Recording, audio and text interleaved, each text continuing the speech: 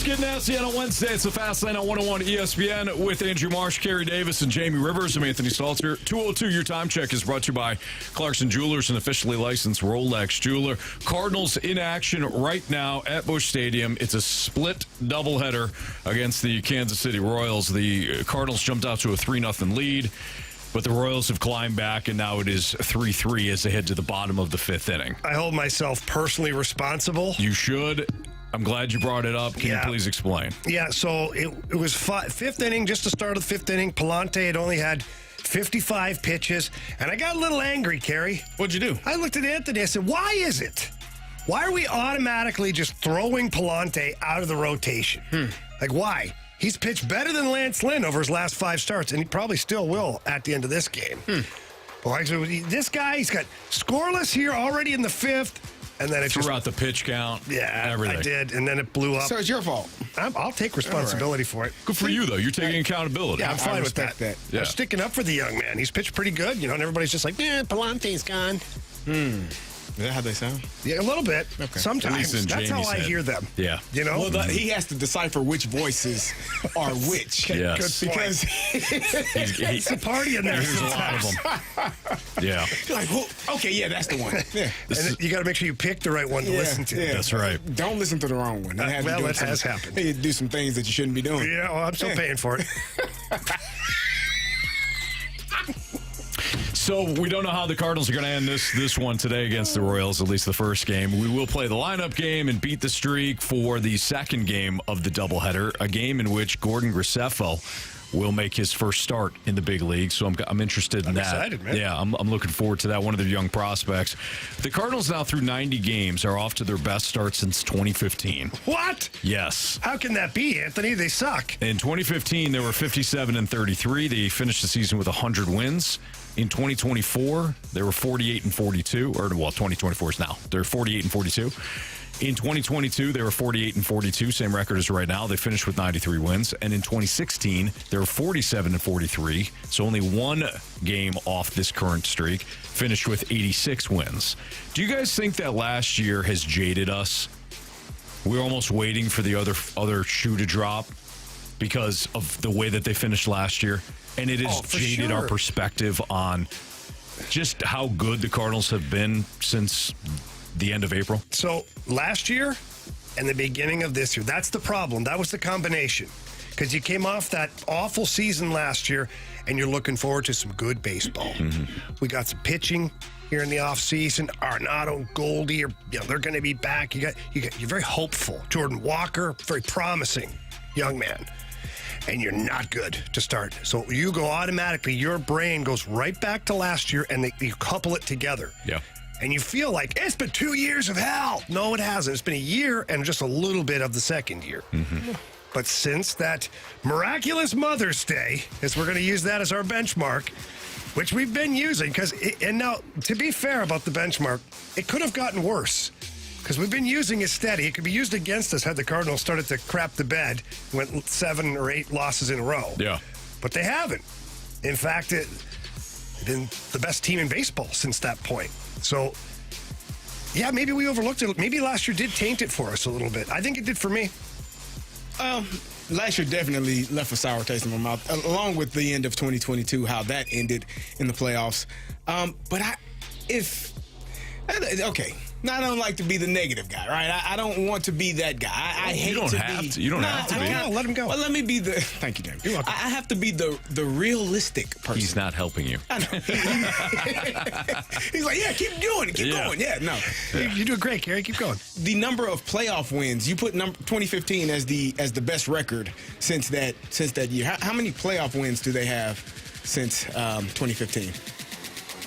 How many did they win in 2019? Yeah, if you have it in front of you. 3? 3. 3 in 2019? I think it's 4. Yeah. There you go. Because what they win one in 2016? 1 in 2015. Yeah. Okay. So 1 in 2015, but they did win one against the Padres in the 2020 COVID playoffs. 5. There you go. 5 playoff wins since 2015.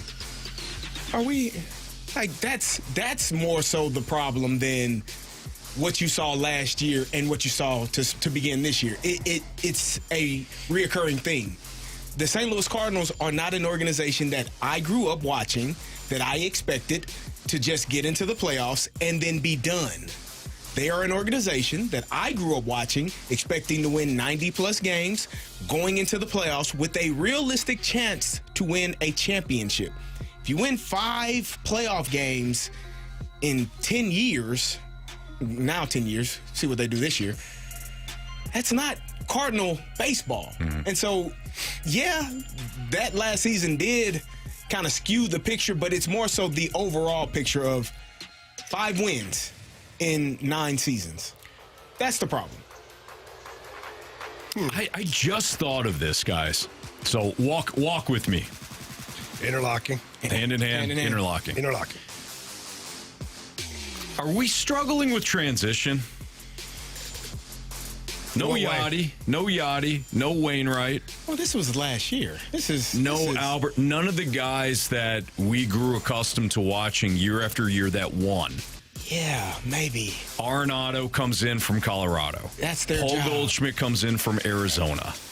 Some of the guys that, like Newt, who a lot of people gravitated toward a couple of years ago, has been hurt in and out of the lineup. Been grinding too hard. Yes. You bring back... Pepper grinder. Of course. Absolutely. Yeah, I knew what you meant. I know. Thank you. Matt Carpenter comes back, but in a bench role, and the last time we saw Matt Carpenter in a Cardinals uniform, things weren't great. Lance Lynn comes back. There's been some up and down. Are we struggling to relate to the team?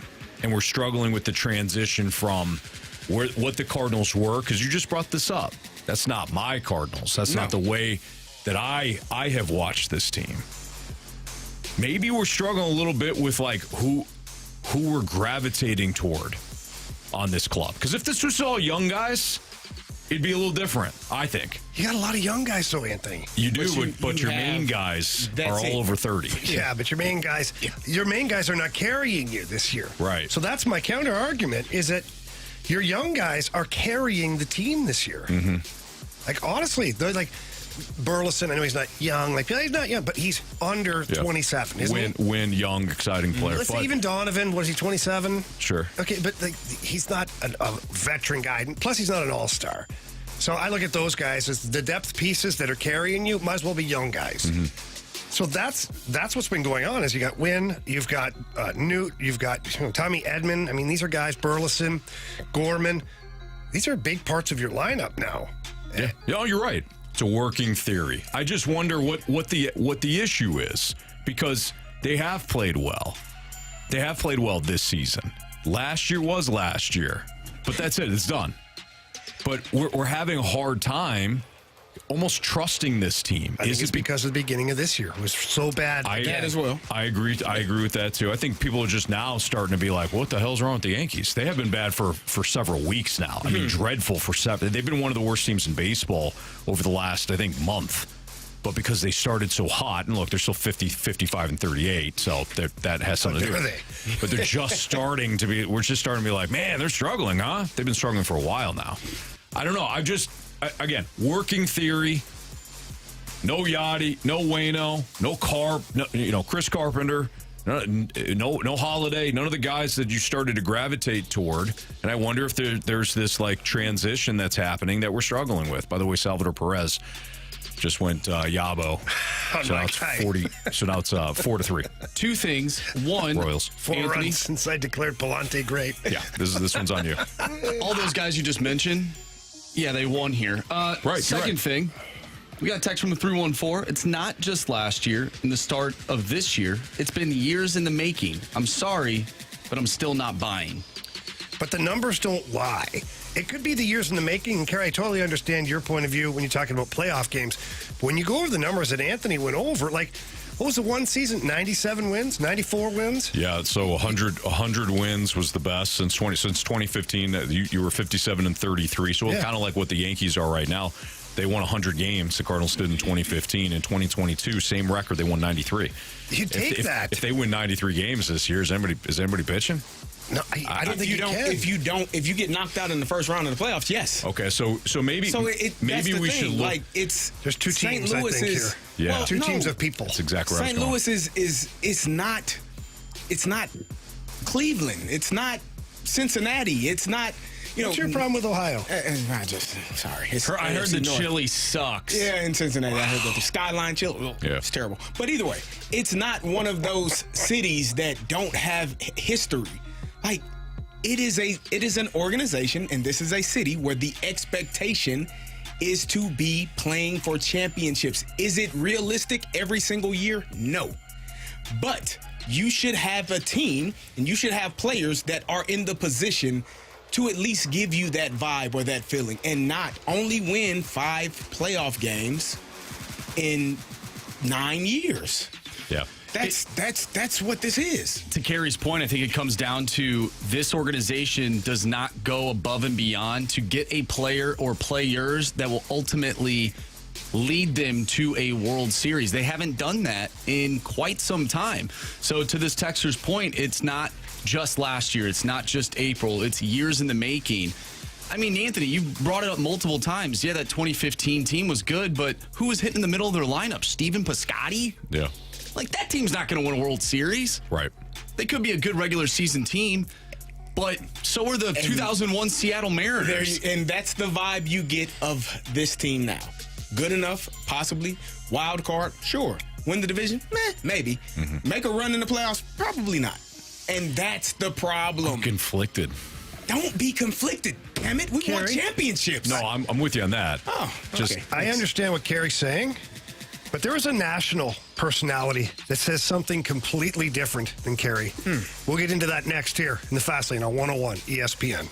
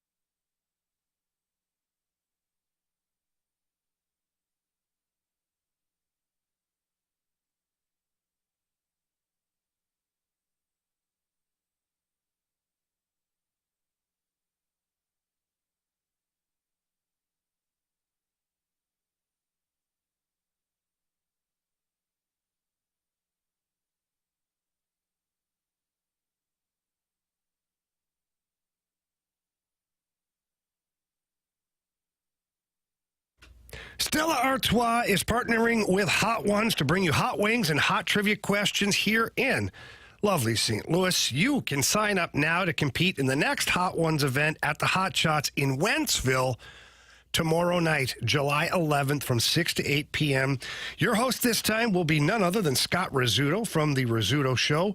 You'll be doing the Hot Ones trivia for your chance at an awesome staycation to be given to the winner at the grand finale, which will be on August 8th. To sign up and compete, it's really easy. Just visit any Cybergs or Hot Shots location, walk in, there's little cards on the table for you, and they got a QR code. Just scan that QR code, sign up, and enjoy the hot wings and the Stella Artois. But if you don't want to compete, no worries. Just come out, support, and watch all the festivities, plus enjoy some of the free Stella samplings that are going on, and you also have a chance at some attendance prizes as well. So again, please sign up, be a part of it, or show up. The next one is this Thursday, July 11th from 6 to 8 p.m. with your guy, Scott Rizzuto, as Stella Artois partners up with Hot Ones to bring you hot wings and hot trivia questions.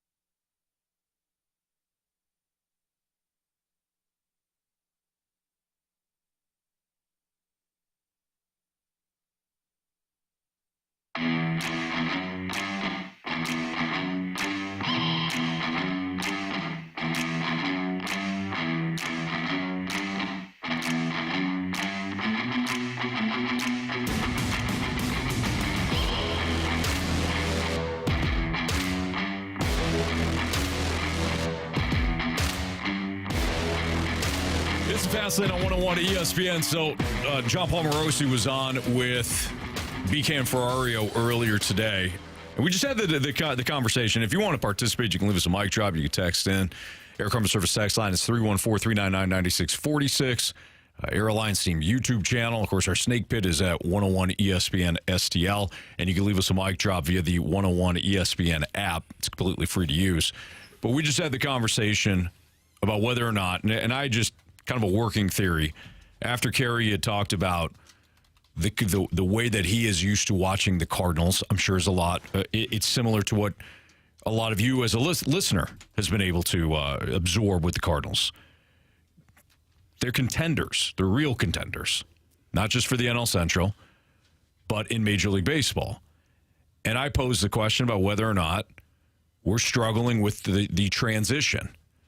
No more Chris Carpenter, no more Adam Wainwright, no more Yadier Molina, no more Matt Holliday, no more whoever. And maybe there's a little bit of an issue when it comes to connecting with this current group of players. Goldschmidt is not from here.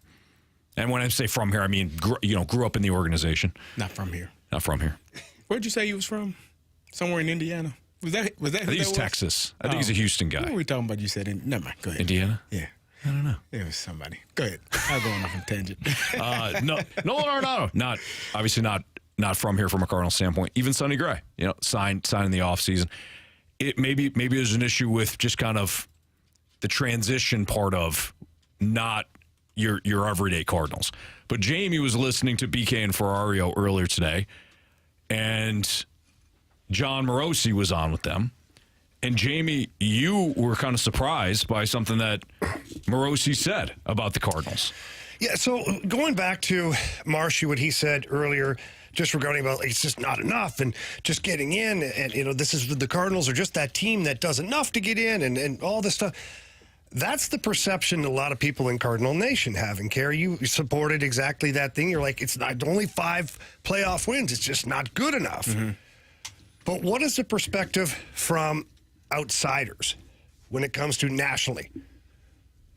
Well, John Morosi was on with BK and Ferrario, and he said something that was interesting to me when they're talking about the trade deadline and the Cardinals. Here's what he had to say. Well, I think they'll certainly be buyers, and they're interesting in that a couple things. I think number one, I expect them to be a competitive team and play better in the second half, even though they've played quite well, at least of late, just by their own internal improvements. I think Goldschmidt will be better in the second half than the first. I think Nolan will be as well. Obviously, you expect Contreras to be healthy for the second half, which he wasn't for the whole first half. So I think internally they should get better just based on their own internal personnel.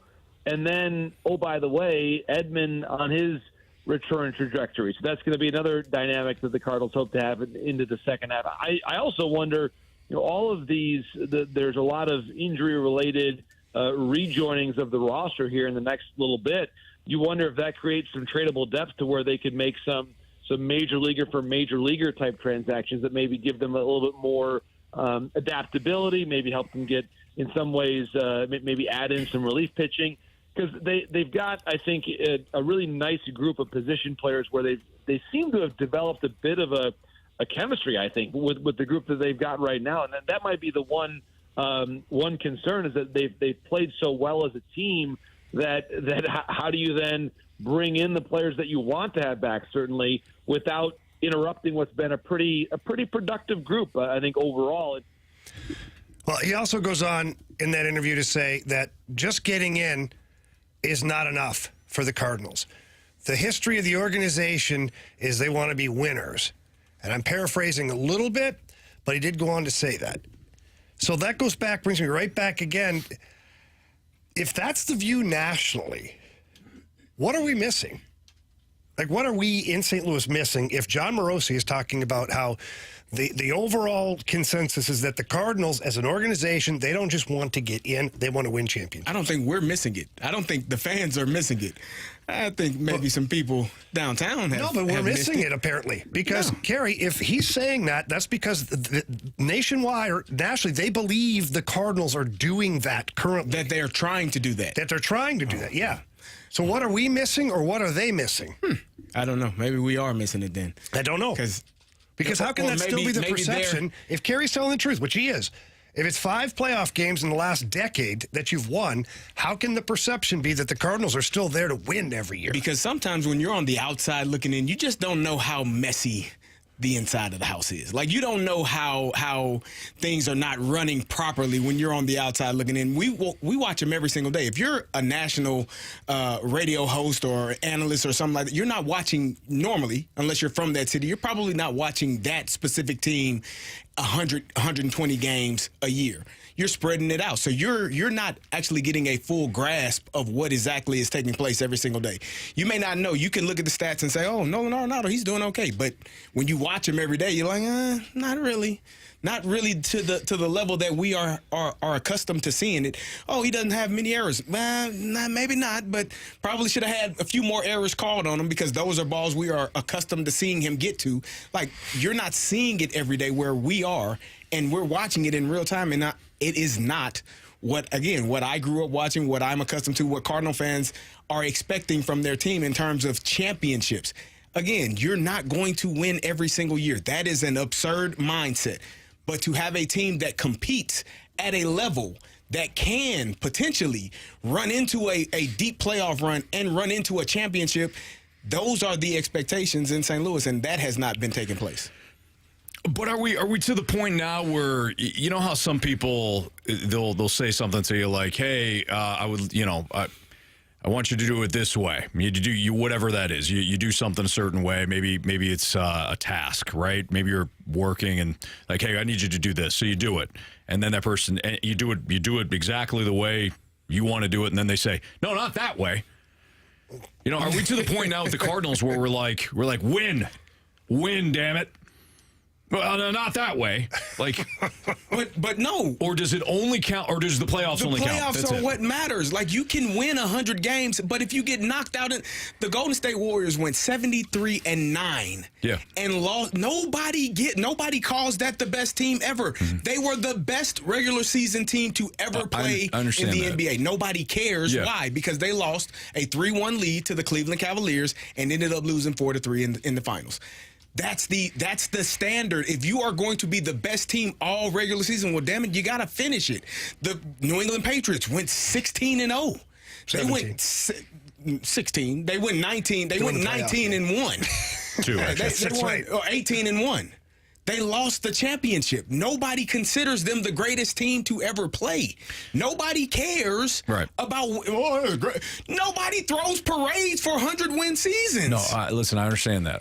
But when do you enjoy the ride then, or do you? You don't. You don't. You're okay. miserable. All right. You just don't. You just don't. Miserable. Okay. See, I don't agree with that though. I just don't agree with that thought, because every year there's how many teams that don't make the postseason, and I know you half the league. You don't get a bonus. You don't get a ring. You don't get a trophy for finishing in the playoffs. I get it, but at some point you have to enjoy your team playing winning baseball. You can't just be like 7, 9, 10 games above 500, but they should be 15. What do you all tell me all the time about the Dodgers? What is your answer? How many championships have they won? That is your answer every time I bring up the Dodgers. Right. They haven't won any championships. So, yeah. It matters. Nobody cares how many players you sign, how many billions of dollars you spend. The Dodgers are a great team. If they don't win a championship, nobody gives a damn. Sure. That's the expectation. It is not fair. It is not realistic. But if you have a team that competes and puts themselves in a position to win championships, that's what fans want. That's the expectation. It's not, oh, well, God, good try. Yeah. We gave it the good old college effort. Like, nobody cares about that. It's about winning the championship or at least being in a position to win the championship. And I'm not saying that I'm satisfied with the team being 500 or limping in every year, but at the same time, you also have to enjoy it a little bit, because last year was so terrible. And the beginning of this season was terrible. We're just talking about it. And now it's not so terrible. I'm going to enjoy some winning baseball. Contrary to what anybody believes, I don't care. We'll get to the playoffs and we'll figure it out, And if they lose again, then I can be pissed off in the offseason. Carey, I'm with you from an expectation standpoint. This is St. Louis. It is a from a baseball standpoint, the expectations should be high among the fan base. My question though would be, what if we separate that? What gets you to entertain Like, what entertains you then? Like, what Home sort runs, of team is going to entertain you? Scoring runs, good defense, solid pitching, more nights than not.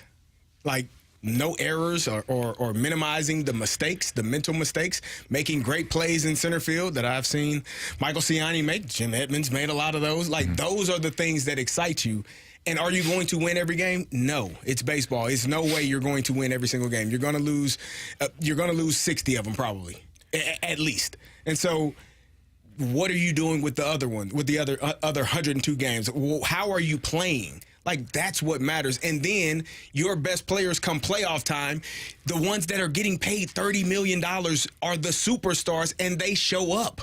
Like, you don't win championships if your best players don't show up when the lights are the brightest. That's the expectation. That's why you get paid. That's why every Tuesday when we go get our check, yours is higher than mine because your expectation is higher than mine. And if you're not performing, damn it, we ain't going to win. And so that's the expectation. Do your job. Superstars, be superstars in the brightest moments, and that's how you bring championships home. All right, what's trending is next here on 101 ESPN. We have to remember this is not a team that's just hoping to get to the postseason. This is the St. Louis Cardinals we're talking about. So I think there's a little bit of a higher standard on being able to not just make the playoffs but get through a round or two. No, no, no. The World Series.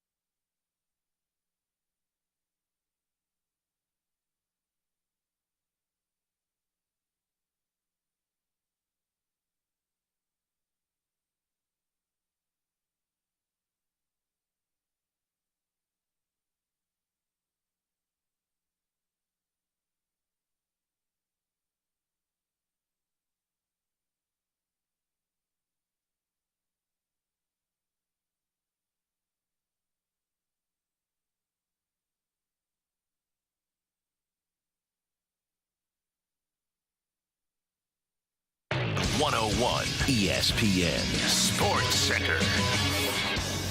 I'm Andrew Marsh. It's time for a Sports Center update driven by Johnny Londoff Chevrolet and Johnny Londoff Autoplex. The Cardinals trail the Kansas City Royals 4-3 in the bottom of the 7th inning. In Game 1 of today's doubleheader, we'll continue giving you updates throughout the remainder of the show on this Game 1 of 2 today. Game 2 will be at 6:45. We'll talk with Brad Thompson later today after the first game has concluded, so stay tuned for that. But we have What's Trending coming up next. I'm Andrew Marsh, and the Sports Center update is driven by Johnny Londoff Chevrolet and Johnny Londoff Autoplex. See them at londoff.com. Chevy, together we drive. Are you kidding me?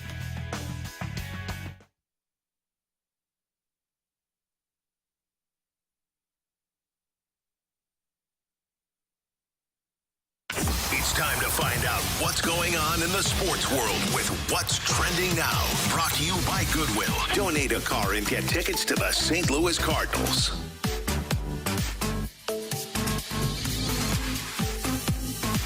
Welcome back to the Fast Lane here on 101 ESPN with Anthony Stalter, Jamie Rivers, and Carey Davis. I'm Andrew Marsh, and it's time for What's Trending.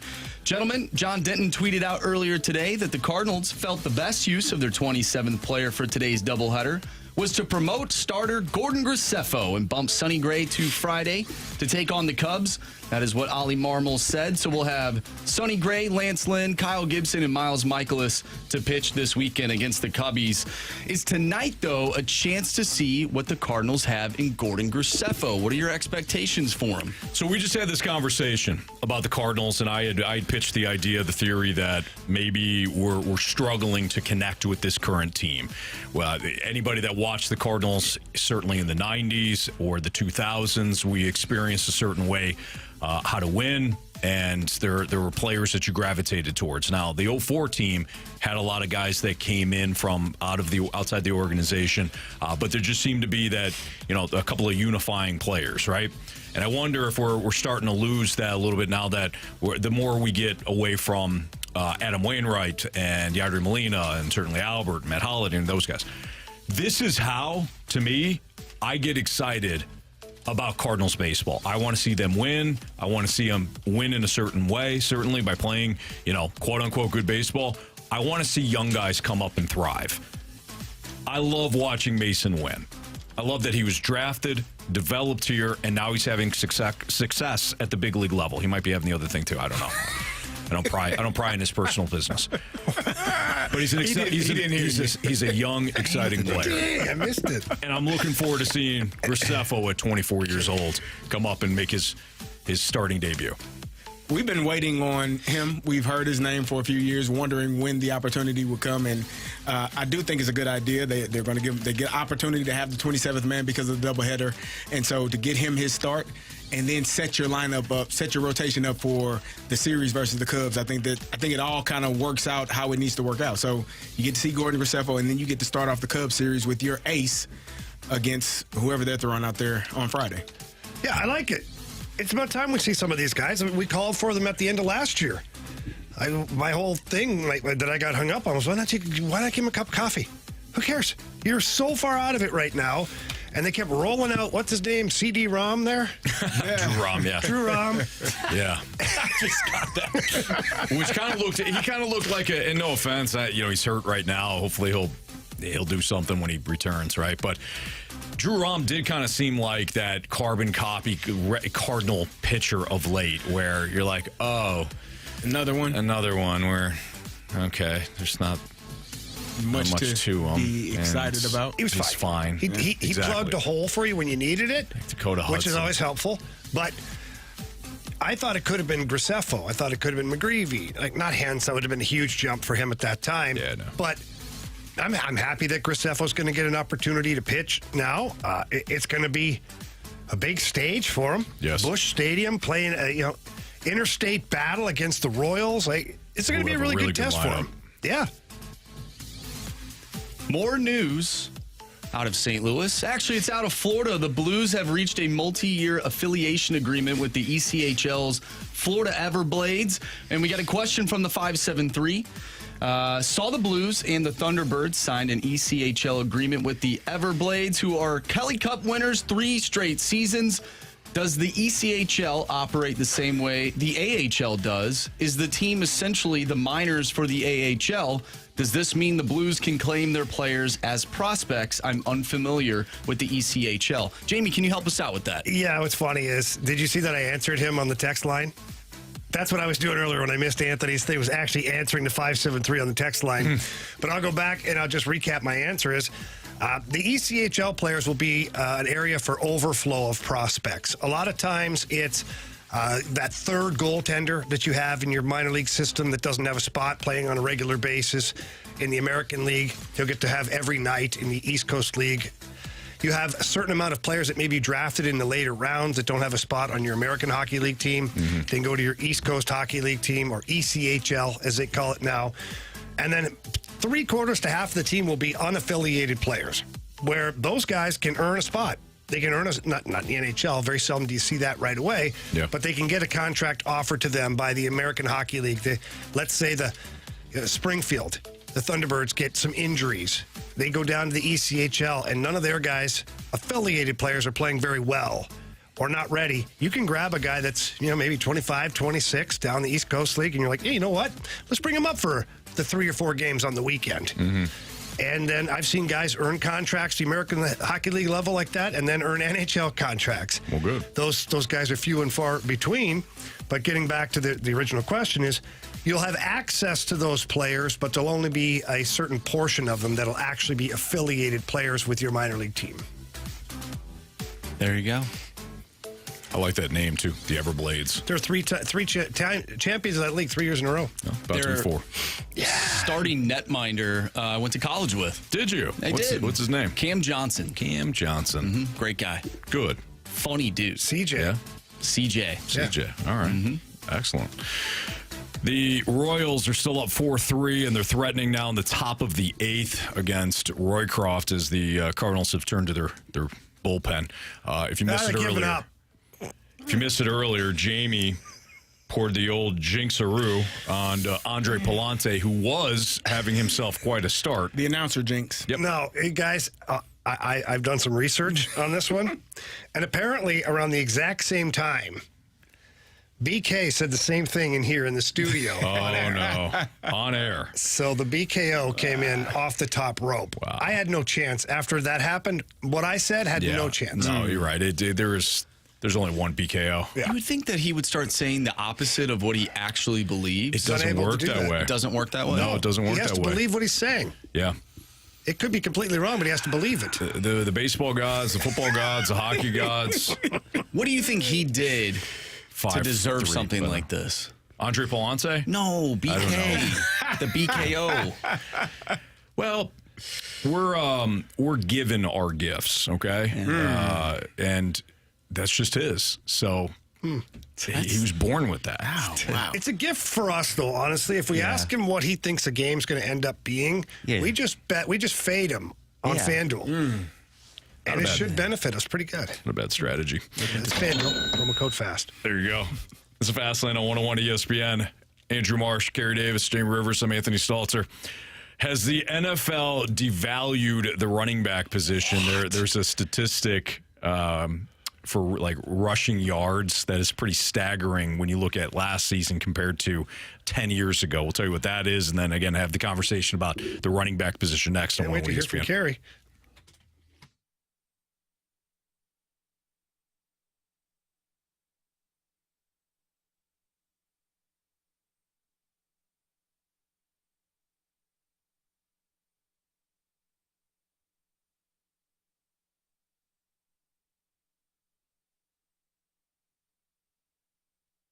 You got to head out to Auto Centers Nissan Herculaneum. Their hail sale has been extended for a limited time. You can enjoy massive discounts.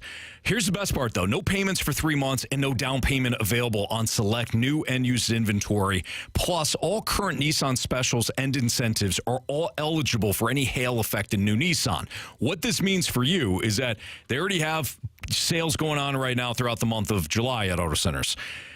They also have the hail sale going on. So you can stack up the discounts and save thousands in the process. And with over 700 vehicles all in one location out in Herculaneum, you're bound to find the perfect car that fits your needs, your budget, everything. And as always, 30-day new car return promise, complimentary lifetime warranty on new Nissans and eligible used vehicles, complimentary one-year maintenance on new Nissan purchases as well. Financing options for everyone. Good credit, bad credit, doesn't matter. If you need a vehicle, Auto Centers has you covered. So start online at AutoCentersNissan.com. Peruse the inventory. When head out to Herculaneum, tell them Stalter sent you. It's Auto Centers Nissan.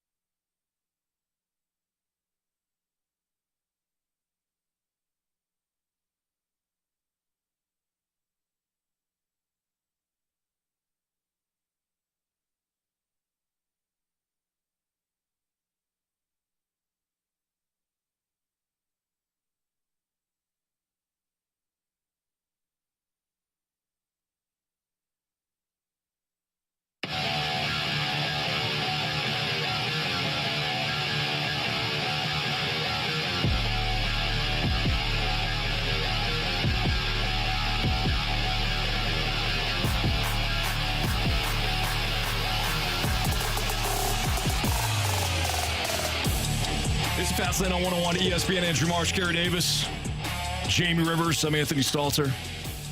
Kind of an interesting graphic. Eric Crocker, who I think this is the same Eric Crocker CD that was a safety for a while, right? He's a Browns, Falcons Betty's safety. son.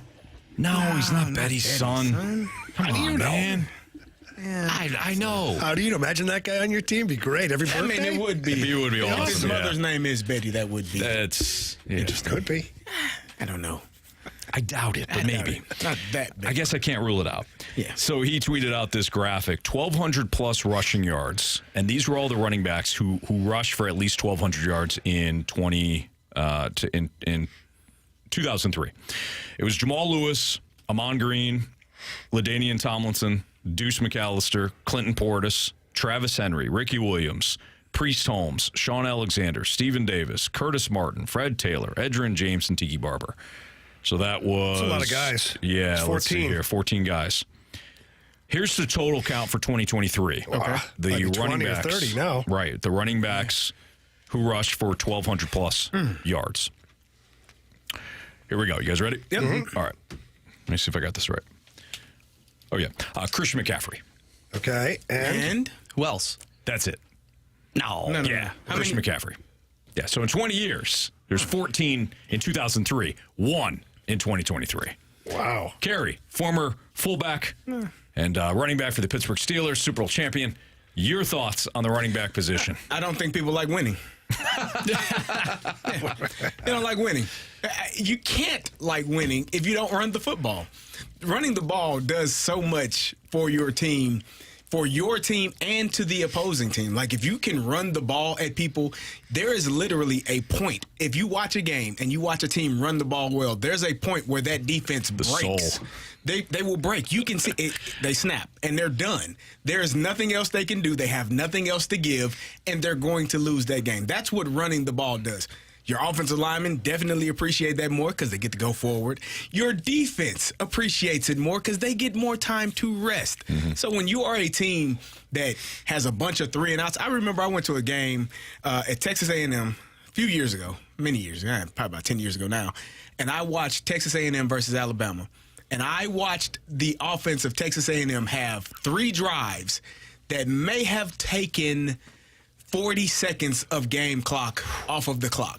3-and-outs, pass, 3 in a row. And what do you think's going to happen? They broke. Mm-hmm. Their defense was out there gassed because you don't want to run the football. So if you want to win, run the ball. It makes more sense to me. And this graphic, the fact that there's only... Now, last year there were, I think, 5 people. Josh Jacobs had over 1,600 yards. Not last year, the year before. Yeah. And so there are teams that run the ball, but come playoff time, you're going to have to run the football. Kansas City Chiefs, Patrick Mahomes is outstanding, does a great job. But when it's negative 30 degrees, you might want to hand the ball off to Isaiah Pacheco. Just my opinion. It's going to be hard. It's like throwing a brick in that weather when it's rainy, when it's cold. It's just a different mindset. So running the football, if you want to win, usually helps. So why has it changed then? Because you go back to that and you talk about winning football and – like, at what point, I'd like to see the year-to-year progression as to how that looked. But why has it changed so much then, Carey? How is the NFL, those guys who are paid lots of money, how are they not seeing the game the same way as a guy like you who played and won a championship? I think partially because of college football has changed.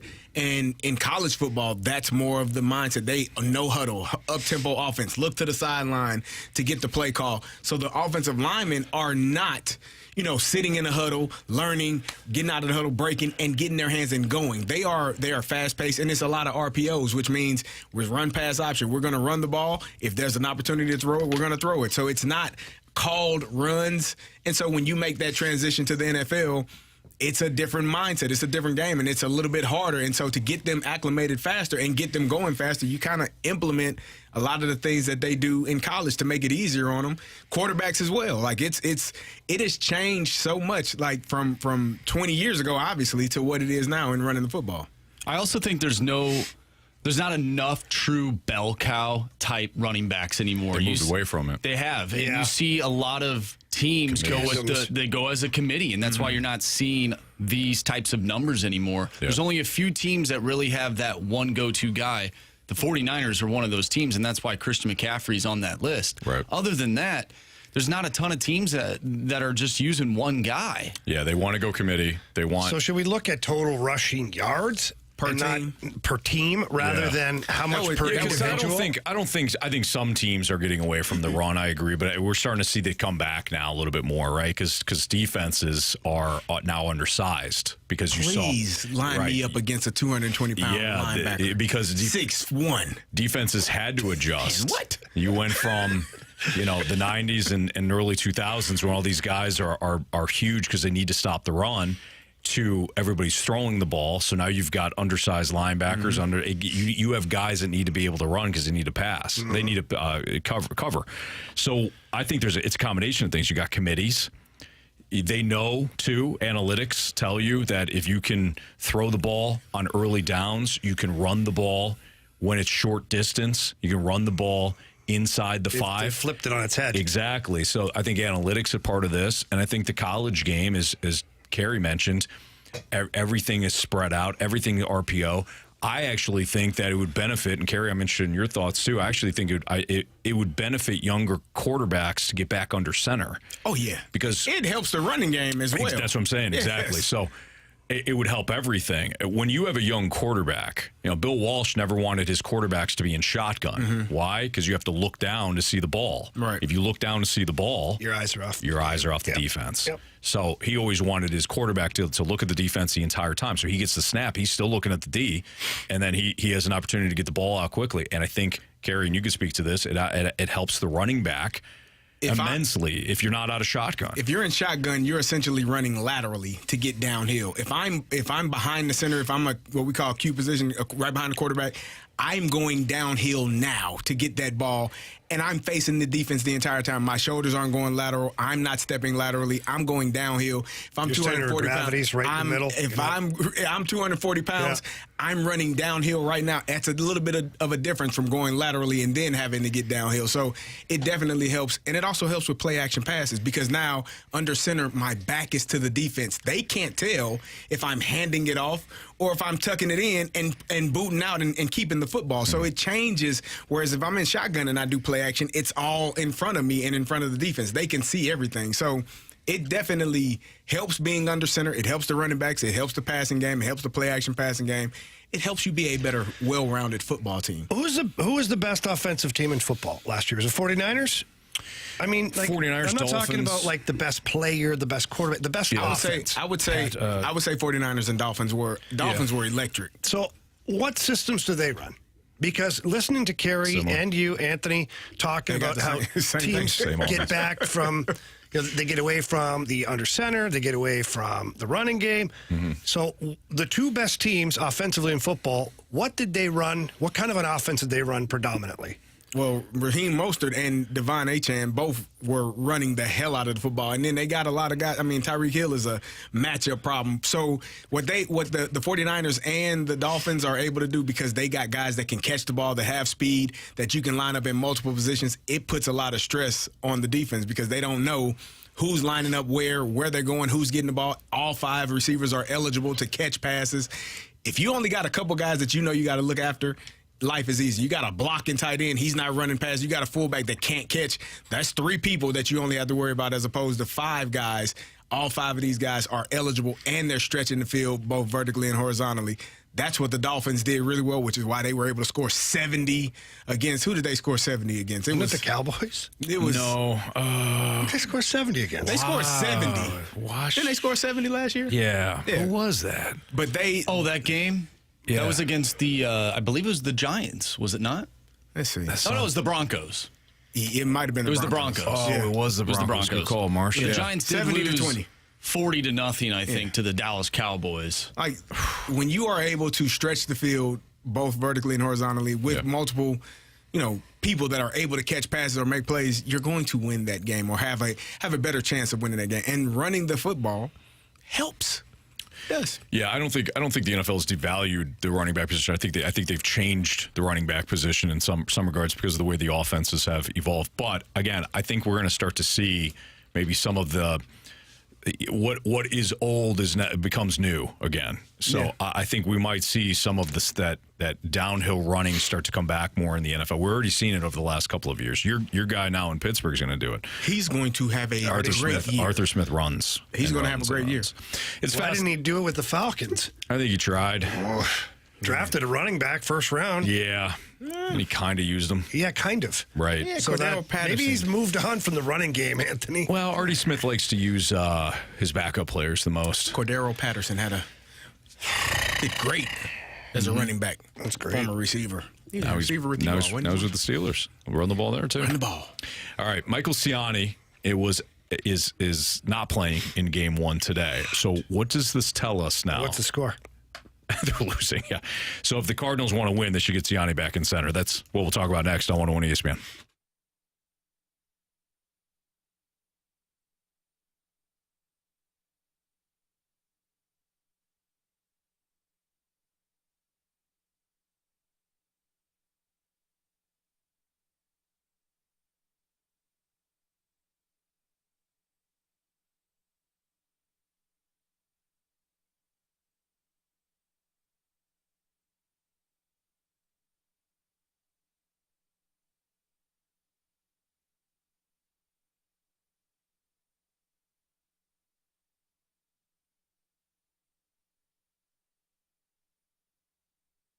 We got dumped on when it came to rain the last couple of days here in St. Louis. Tomorrow it's supposed to rain. How's your roof doing? You got a leak? You got an issue? Do you not know if you have an issue? Call my friends at the Happy Roof Company. They're incredible. 314-665-3001. I'll give you that number again toward the end of the spot here. But if you have a leaky roof, an old roof, a damaged roof, an ugly roof, you're tired of looking at it, the Happy Roof Company should be your first call. And if you call today, they will have someone out there to look at your issue within 24 hours. They do residential and commercial roofing. They have superior higher-end products and a 10-year labor warranty on all shingle roofs. They also work well with insurance companies. If you have a damaged roof and the insurance company already paid you, but you're looking to get a roofer to come out and give you an estimate, great. Happy Roof Company, they have free estimates with competitive pricing. Do you need help with insurance paperwork on your damaged roof? The Happy Roof Company can help there too. And if your insurance claim actually got denied, but you're looking around, all your neighbors are getting new roofs except for you, call the Happy Roof Company. They work well with insurance companies. They will help you out. A-plus rating with the BBB. They don't chase storms. 100% of their market is right here in St. Louis and the surrounding areas. Their headquarters, in fact, is right out there in Sunset Hills out in South County. Call them, 314-665-3001. Tell them Stalter sent you. You can visit them at thehappyroof.com.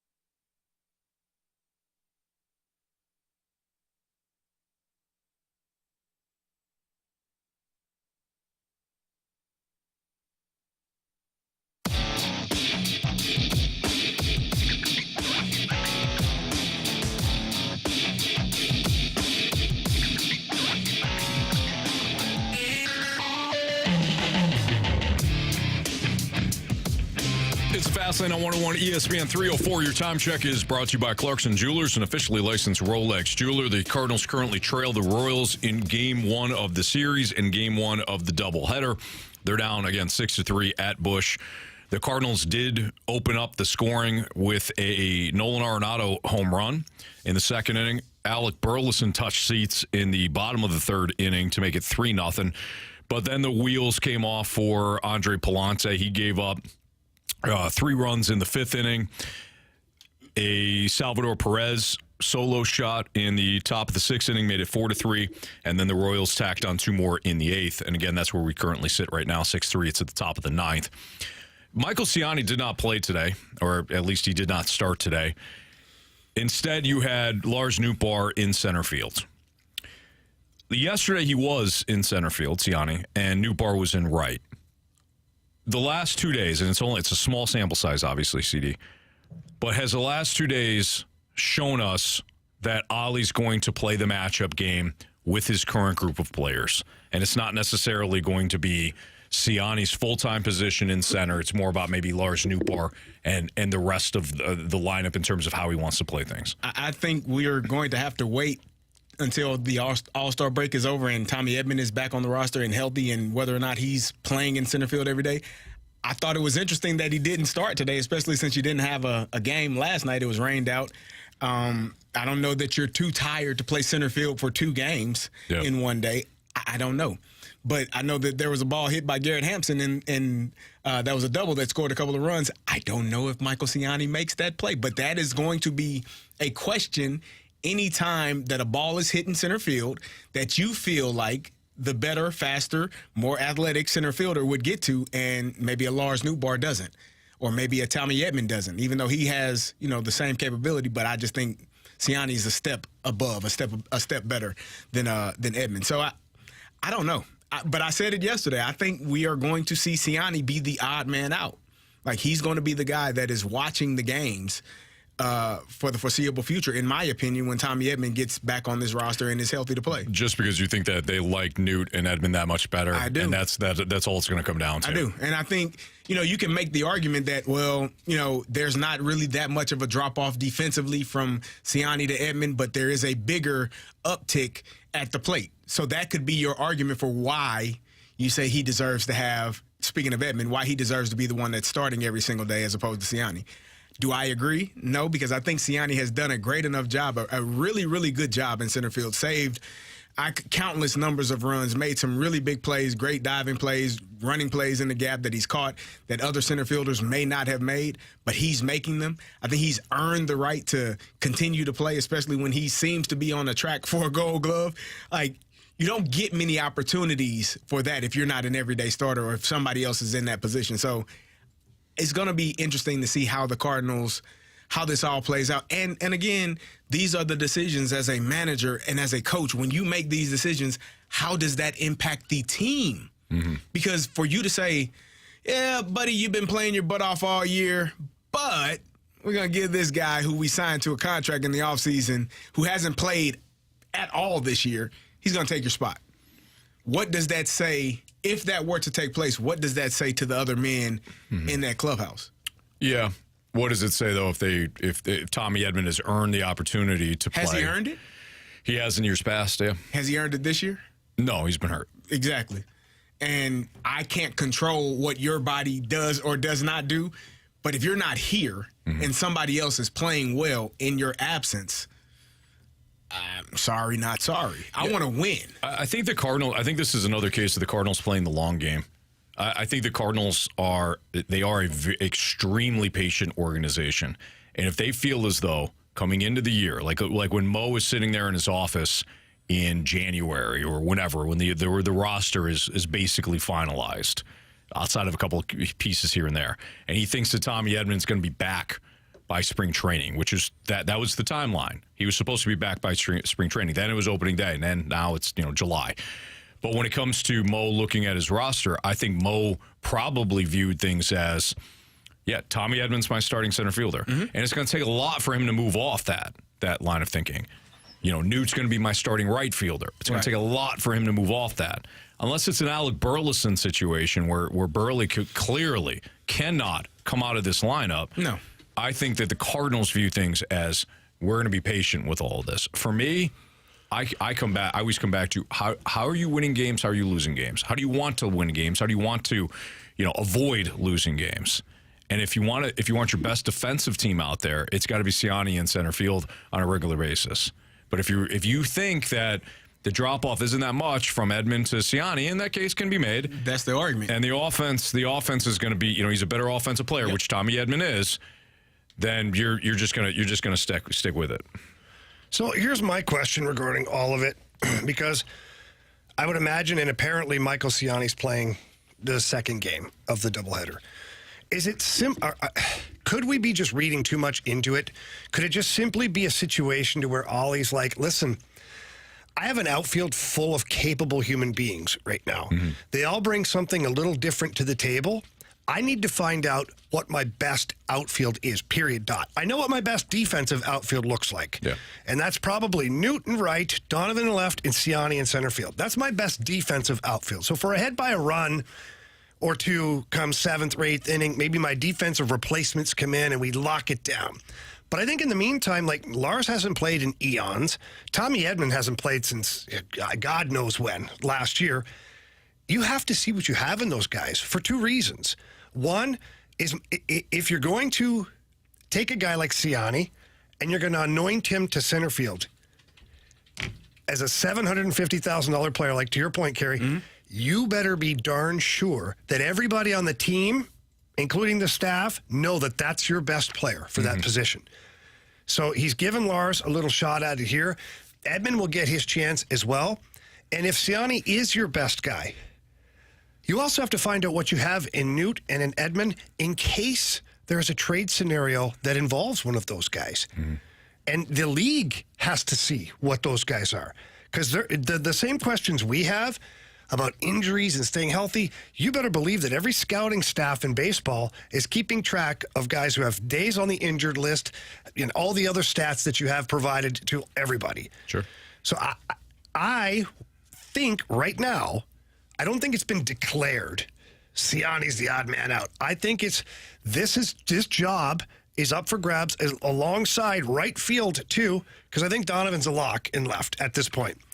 And I think Ollie wants to see who plays well, who doesn't, and what they have and what they don't, and what it looks like on its best days, offensively and defensively. So for me, I think there's still too many question marks surrounding the whole experiment to just say he's in or he's out. Yeah. I agree. And why wouldn't you want a little competition right now? Hey, Newt, you have not been able to stay healthy. Here's your runway, but look, you're going to have to produce. Tommy Edman, you haven't been healthy this season, Carey, to your point. When you come back, here's your runway, but we know what we're going to get right now out of Siani. So to Jamie's point here, they're going to rotate. They're going to pick out Ollie's going to pick out his best matchups. He's going to give certain guys days off. Like today, he got Contreras off his feet. He's DHing, so it allowed an opportunity to say we need Pajes in the lineup behind the plate. I gotta take one of these guys out, and happened to be Siani today. The second game, who knows? Maybe Donovan gets a break. Well, and also Grisefo's on the bump too. So maybe Ollie's looking and says, now I need my best defensive alignment. Yes. I need the guys that if my pitcher starts to struggle or give up some of those gap shots, right. I need a guy that can get to. Why not have it for both games though? It's not like running center field Carey, is running. How is Newt supposed to get time then? You're the guy that said the contract plays. So how does Newt get the time? I don't know. And then what do you have if you don't play Newt? What do you have? You have a dead asset sitting on your bench. Well, Wilson, you got to play catcher every day, buddy. Well, it's fine. It's fine. But I'm just saying that doesn't solve your outfield problem, though. Well, yeah, it does, because now Pajes is off. Wilson is catching, and you can put Nolan or you can put Burley at DH. That's what threw off today. But it still doesn't ultimately solve it, because when Edmund comes back, he's center field, Newt's right field, Donnie's left field. Siani's still in the prop. You cross that bridge when you get to it. But I think crossing it now is not a bad idea. And you weren't in here, but the reason why I said it, because I think the ball that was hitting left center today could have been caught. Siani probably catches that. Totally agree, Carey. So what I tell you in the office, yes. I said, I hope the Cardinals lose today on a play where Siani. I did. No, hang on. Marshy, ridiculous. Marshy, let me finish, please. Let him finish. Could you be courteous and let me finish? I'll let you finish. Okay. I said that because I was angry that Siani wasn't in the lineup, and I said I hope they lose on a play that is hitting the gap that Siani has had all season long and Newt can't get to. It's terrible. It's terrible. Terrible. But that they would have Siani on the bench today. I agree, Anthony. Oh, Carey. Carey gets it. He's still representing Jordan Walker. Yeah, he is. Yep. Clearly. The Royals right now are up 6-4 as Paul Goldschmidt homered in this inning Goldie to make it 6-4. and Arenado this game, though, boys. Absolutely. And Nobody Burleson. had him. Yep. Something cooking there? Maybe. They lost. But they did lose. Yeah, 6-4. Arenado got stranded at second base. Game over. Royals win game 1. Newt went 0 for 4, Anthony. Well, there's that offensive punch we needed. Hey, it's one game. Oh, now you're doing that. One game. That's my job. That's what they say. I flip-flop, not you, okay? It's one game. I also believe this is the first loss in the City Connect jerseys. Oh, no. I think. But it's because they wrong. wore it on a Wednesday instead of a Friday. That's Good true. point. That's a Why great would they point. That's do on that? them. I don't know. Well, I Maybe guess- they had to wear the white uniforms and couldn't wash them. It was a good look, though. That's what I was thinking. That's like they got to wear the white uniforms. No, Sonny Gray goes through second like game. 3 jerseys they've a got- game. Yeah, They've got a whole bunch. They've They got got- unis. They got enough. Yeah. They got How many enough jerseys you uniforms. guys have in the NFL? How many sets for like your home set? How many sets for your away set? We only wore white and black unless we had like the alternative. But I'm sure there were jerseys in there. If your jersey got ripped or torn, pants got torn, there were extras. So, but we had black jersey, white jersey. In Atlanta, I think we had 3 or 4 jerseys though. But Pittsburgh, we're traditional. We had two When you're a sets of bad jerseys. team, you have a bunch of jerseys. Yeah, you try to cover up some other things. Yeah. Look at this. Look at our jerseys. What do you think? Yep. We were good in Atlanta that year though. We used to have one set of jerseys for the road, one set of jerseys for home, and then there was a set of jerseys that were just extras. So if you got in a fight or something, your jersey got all ripped or covered in blood, they could just take it and then take the name tag off and put on a new shirt. Oh, nice. Okay. There you go. Yeah, that makes sense. There's some players that actually go buy jerseys at the team store and then wear them Wear them, in the really? games. Sign them Heard about and it. say they're game worn. I was there for that. It's a fast lane on 101 ESPN. All right, so we'll break down this loss. Royals 6, Cardinals 4. We also have BT at the bottom of the hour. So a couple of Cardinals segments coming up next on 101 ESPN.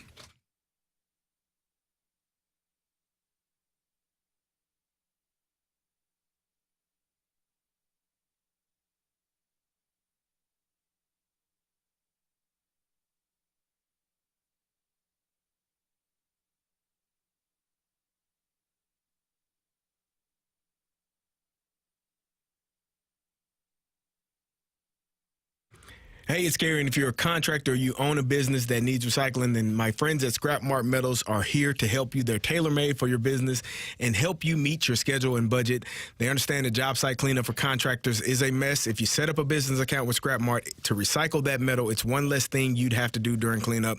If you're a plumber, heating and cooling, excavator, or a contractor, Scrap Mart Metals Recycling can make your job easier.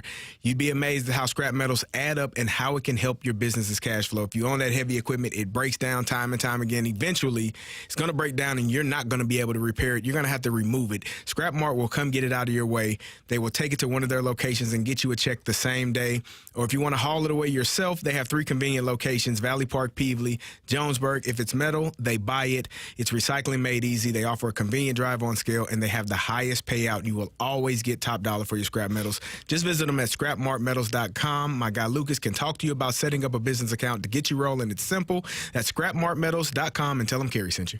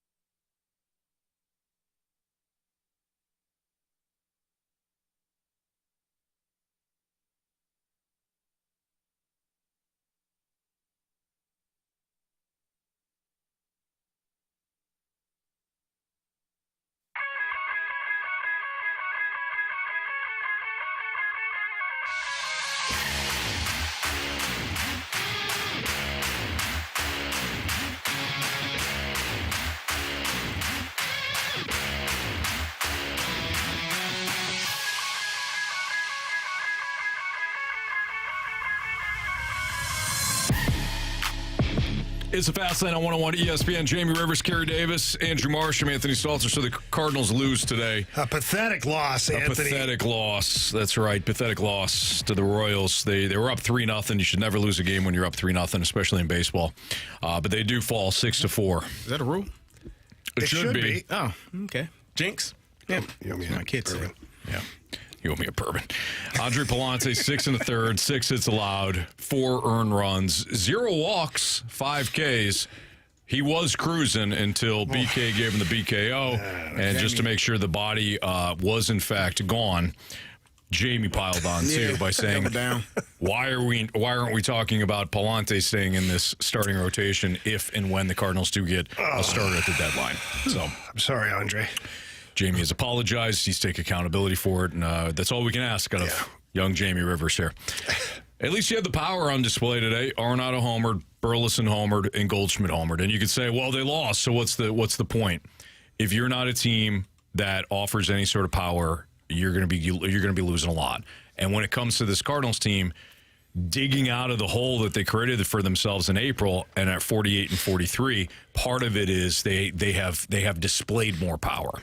And if they can get this down the middle of the order, preferably when guys are on base, then they got something cooking with this offense. So the biggest thing for me today, my biggest takeaway, is that Goldie and Arenado both had home runs.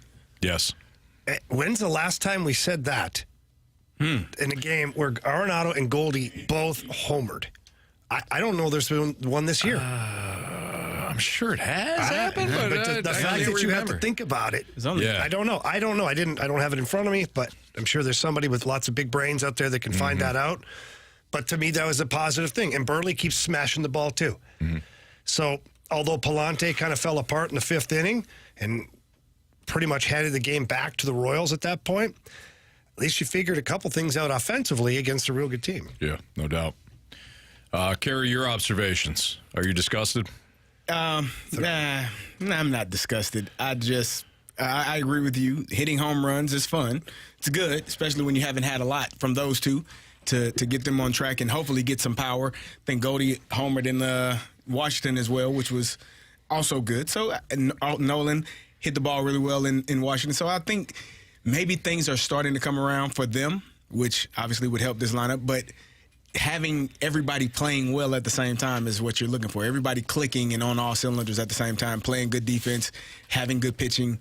All of those things are required. They didn't have all of those things today, and they lost. So, it's one game. We'll see what they do in the second game this afternoon. So Gordon Graceffo will start tonight. I'm looking forward to it. He's got a 4-pitch mix, and this is going to be his first start in the big leagues. If the Cardinals are going to make this transition from where they are right now as an organization to where we all hope and want them to go, it's gonna be through their young pitching. I know that there's a lot of emphasis on offense. I get that, but your lineup should be capable of supporting a contender. When it comes to separating yourselves from you're a wild card / NL Central contender to an actual contender, it's going to be through young pitching. So I'm very interested to see Gordon Graceffo. I mean, this Royals lineup can mash. Bobby Witt Jr. is one of the best young players in baseball. They're obviously Salvador Perez he hit a home run today. He's still got plenty of pop, and he's still a really good player. Hunter Renfroe can run into one. Melendez has had a pretty good year for them. The bottom of the order isn't great, but once they kick it up to the top again with Garcia, I mean that is a loaded lineup. So Graceffo doesn't get the Marlins here. He's not going to get the Rockies. So that's my question. I said it in the office too. I don't know if you guys were here yet or if I said it to Rock, who is back there, but I was like, why the Royals? Like, why not wait? You got a doubleheader coming up against the Cubs. Baptism by fire, baby. Is it though? Let's go. All right. See what you got. Hey. Do you got it or not? I guess. I don't know. The way I look at it is you had to at least try and have a split with these games. And now, I'm not saying Graceffo can't go out there and win. He's going to throw a no-hitter, Jamie. I hope so. That would be fantastic. That'd be awesome. In fact, I'm going to try and do what I did earlier today. I think he gives up 8 runs in the first inning. Okay. Come on. That already happened. We saw that with Mike Mayer. It doesn't work that way. 9 runs in the first 2 innings. He believes it. He's going to just like. And then it goes, it's the opposite, Anthony. Why would you say that? It's the opposite. Kid's going to get rocked. all over Busch Stadium. It's rocked. the opposite. Listen, again, it doesn't work that way. I really believe it. Why does it You work the don't. other way? I do. I can Actually. tell. No, I believe it. All right. Let's talk to Brad Thompson. He's going to join us next. We'll ask BT about it. He'll have plenty of things to say about this. Brad Thompson, our World Series champion, next on 101 ESPN.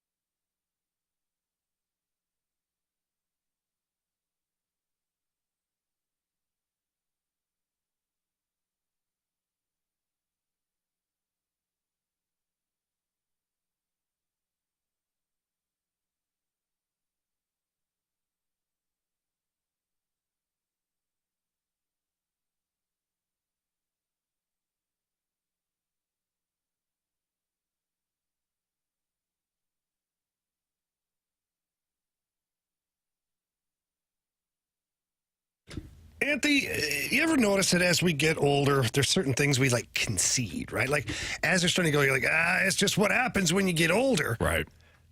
Shouldn't be that way, though. No, it shouldn't be that way at all. And that's kind of what it was for me with just getting tired, fatigued, and the energy wasn't there, and the workout desire was not there.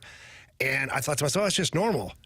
But it wasn't. Yeah, mentality. Yeah, you went down there, and I was thinking to myself, I'm like, well, it obviously worked for him. You had so many different jobs going on, and then for me, I'm like, man, I know I've got way better than what I'm giving at home. at Those home. kids. Got 3 kids, a couple of jobs, but I wanted to get back into shape, so I went down to Mantell, and you took me down there, and man, the process is great. It's easy. Yeah, it's fantastic. You sit down with the board-certified physician. They ask you questions. They know what they're asking you, by the way.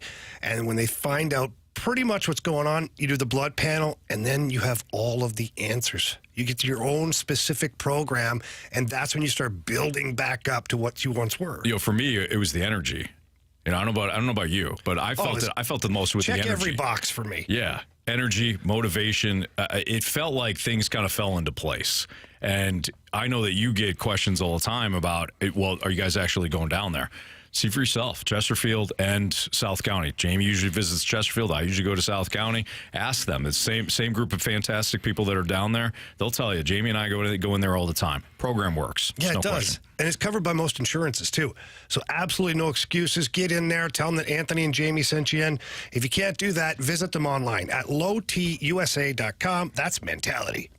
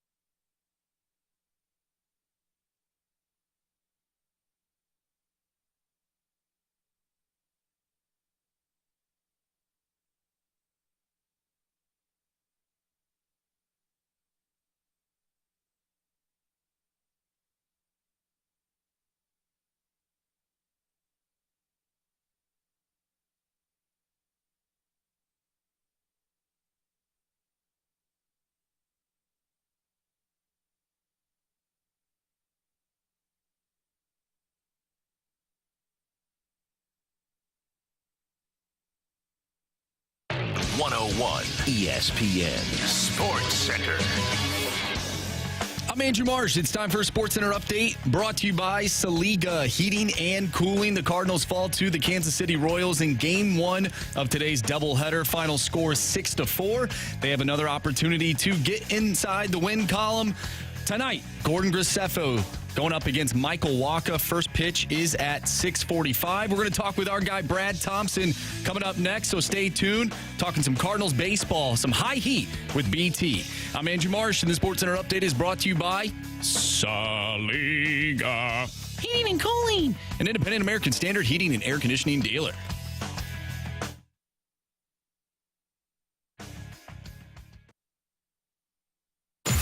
Time for some high heat with BT on 101 ESPN. Inside and high. Powered by Scott Lee Heating Company, your preferred Mitsubishi Electric Elite contractor. Visit ScottLeeHeating.com. There's no excuse for Thompson throwing at the head of right. It's the Fast Lane on 101 ESPN with Andrew Marsh, Carey Davis, and Jamie Rivers. I'm Anthony Stalter. Let's head to the 101 ESPN Celebrity Line. We're joined by our guy, Brad Thompson, 2006 World Series champion. And, of course, he was on the call today for Bally Sports Midwest as the Cardinals fall to the Royals 6-4. What's up, BT?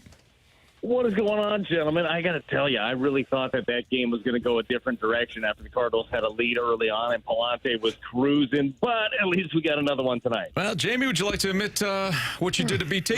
Not to BT, what did he do? Yeah, go ahead. What did he do? Well, I was pretty impressed with my guy, Andre Palante. You know, I got a soft spot for him. I've liked him since he first became a Cardinal. And at 5 innings and a third at this point, I said, why are we all talking about Andre Palante leaving the rotation?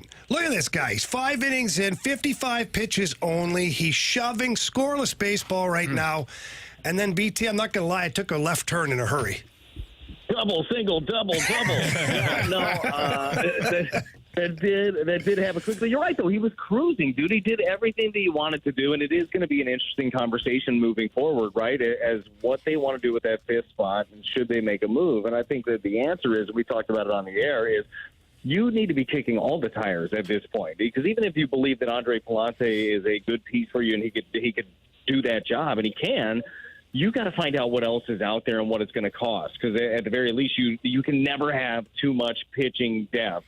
Because you think about a scenario where if the Cardinals got in trouble, knock on wood, right, somebody else in this rotation gets hurt, I feel like you're in a pretty vulnerable spot for a ball club that's playing really well. So I still think at the trade deadline you still should be looking for a starter. And it would be, again, I don't know what the asking price is going to be with 3 wild cards in each league. Look, everybody thinks they're in it, and the asking prices are going to be high.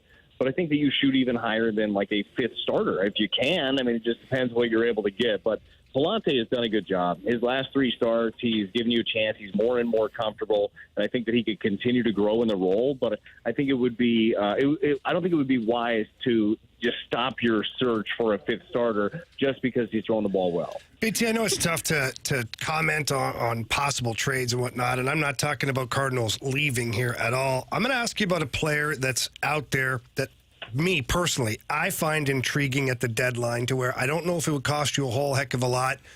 And I'm hoping he still has gas in the tank. Can I guess who it is? Sure, go ahead. Is it Max Scherzer? Damn, you know me, VT. I just wondered if the Cardinals might kick the tires on that. Of course, the Rangers would have to believe that they're completely out of it at that point. Is it 2013? No, no, it's not. I want a time machine is what I want. No, it is, and it's one that I'm sure a lot of people are thinking about. And look, I think that it could very well be in play. Now, I don't know exactly what the appetite is for bringing in the cash and what you believe that he has left in the tank. He only has 4 starts on the year, but I'd be intrigued, man. So that's the thing with Scherzer. We all know this, that Scherzer, hometown kid. You know that he wanted to play here, just did not happen. He signed a couple of big deals. He signed a big deal with Washington when many Cardinal fans were hoping it was going to be here. He might not be like, I'll give you the old Toby Keith, right? he's not as good as he once was, but he's as good once as he ever was. That once that might be all you need. The Cardinals. Dude, there's something to that. Yeah, look it up, Anthony. You got to get into country music. Okay. I'll stumble into it. But no, there could absolutely be something to that. Again, I don't know what the appetite is on either side, but super intriguing. I think that there are a lot of intriguing prospects out there, and like younger guys, veteran guys. You add him to this mix, that'd be one surly rotation that the Cardinals would have in 2024. And a guy that's won and has done it at the highest level, and another leader. I don't think that you could go wrong bringing in a piece like that. BT, Lars Newbar came back a couple of games ago. There's talks of Tommy Edman coming back potentially after the All-Star break.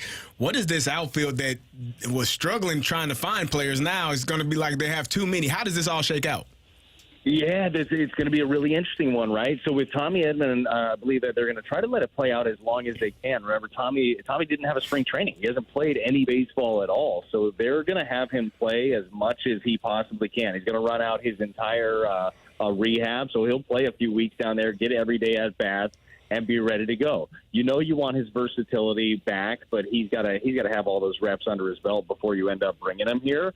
And then it's kind of mix and match, because you're right. Look, Michael Siani, while he's not the biggest threat in the world with a bat, he is hit a lot better. He can bunt, he can move runners over, and he's arguably the best center fielder defensively in baseball. I mean, he's racking up web gem night after night, so you want him to be able to be out there. And I think that when Tommy Edman comes back, you see a little bit of a platoon against the right-handers. I would think that you'd see Michael Siani in center field, and against the lefties, I think that you would end up seeing Tommy Edman play center field, but I think that Tommy's going to have to bounce all over the diamond. I think that with the emergence of Michael Siani, with what he's been able to do in center, you'll see him at second base. I think you'll see him maybe at shortstop here and there. I think you'll see Tommy bounce around a little bit, but it's a good problem to have, Carey, but a problem nonetheless, right, of a log jam of potential outfielders. But they will take that. The Cardinals never had their outfield that they envisioned from left to right in this season at all. So it's nice to be able to have some options.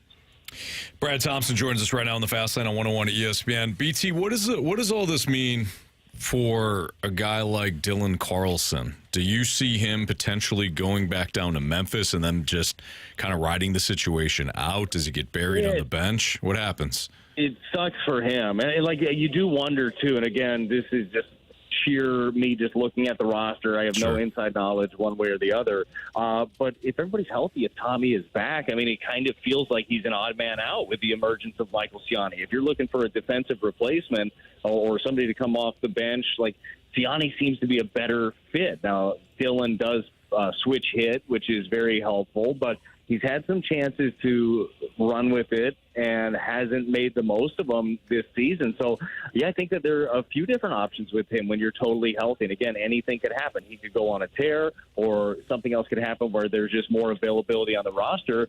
But I do wonder if he is a piece that you are looking to move at the deadline to bring something else in. I'm sure that there's an appetite for a young switch-hitting outfielder who probably looks at him and say, hey, we can figure this kid out.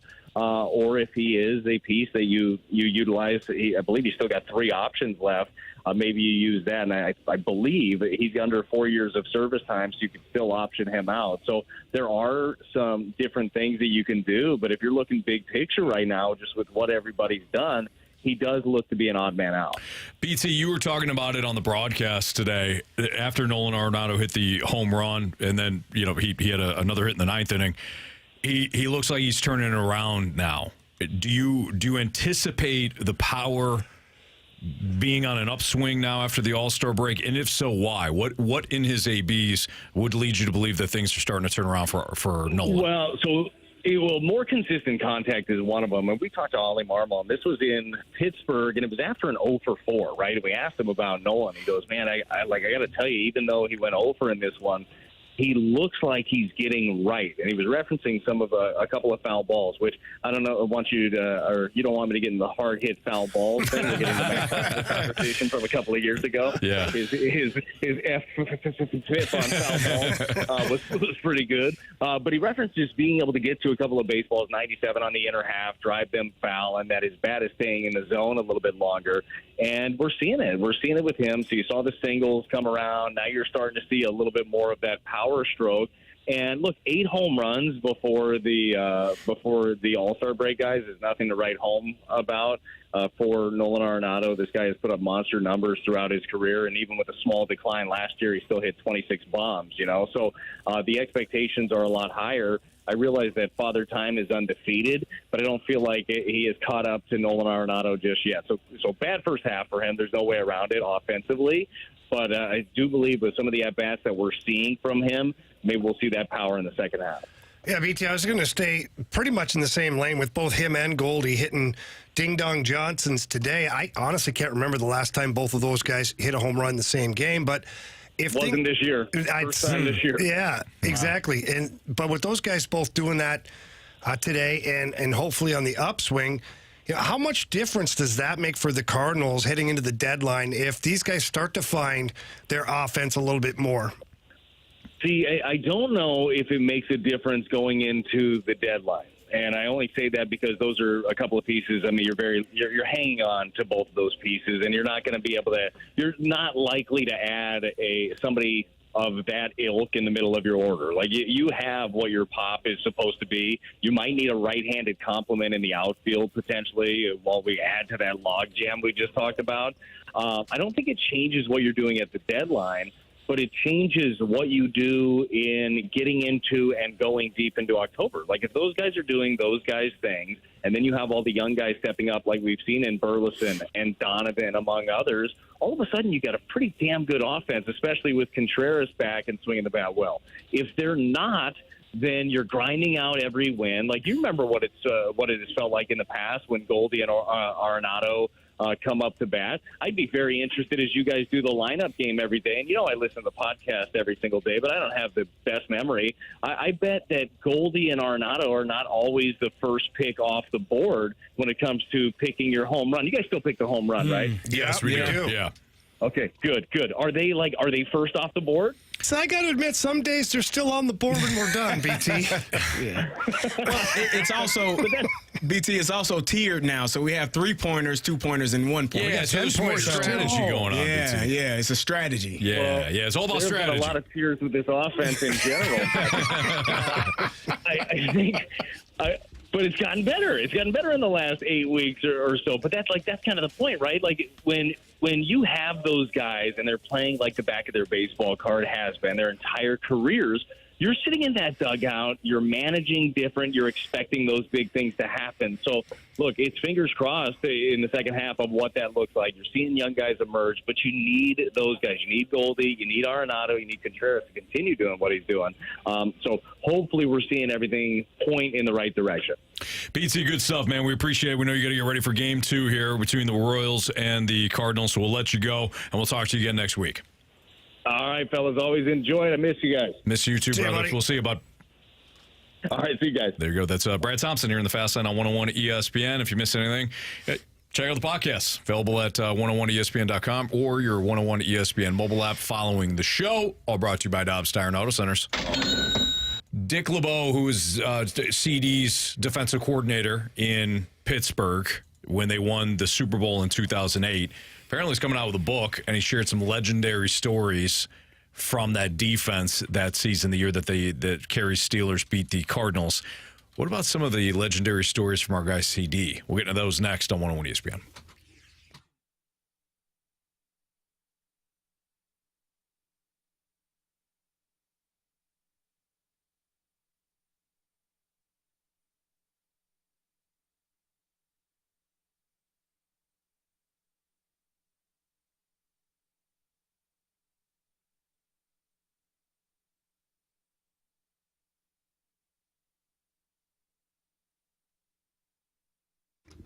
So my wife and I have these doors in the back of our house that lead out to the patio, and we were looking at some of the structure of it all, and we're like, you know what, we can probably do a lot better here when it comes to getting these doors replaced and maybe taking a look at the patio.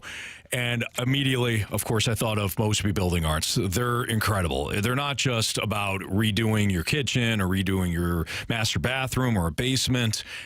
there's no job that's too small for Mosby Building Arts. So I reached out to Mosby Building Arts at 314-909-1800, and eventually they'll send somebody out.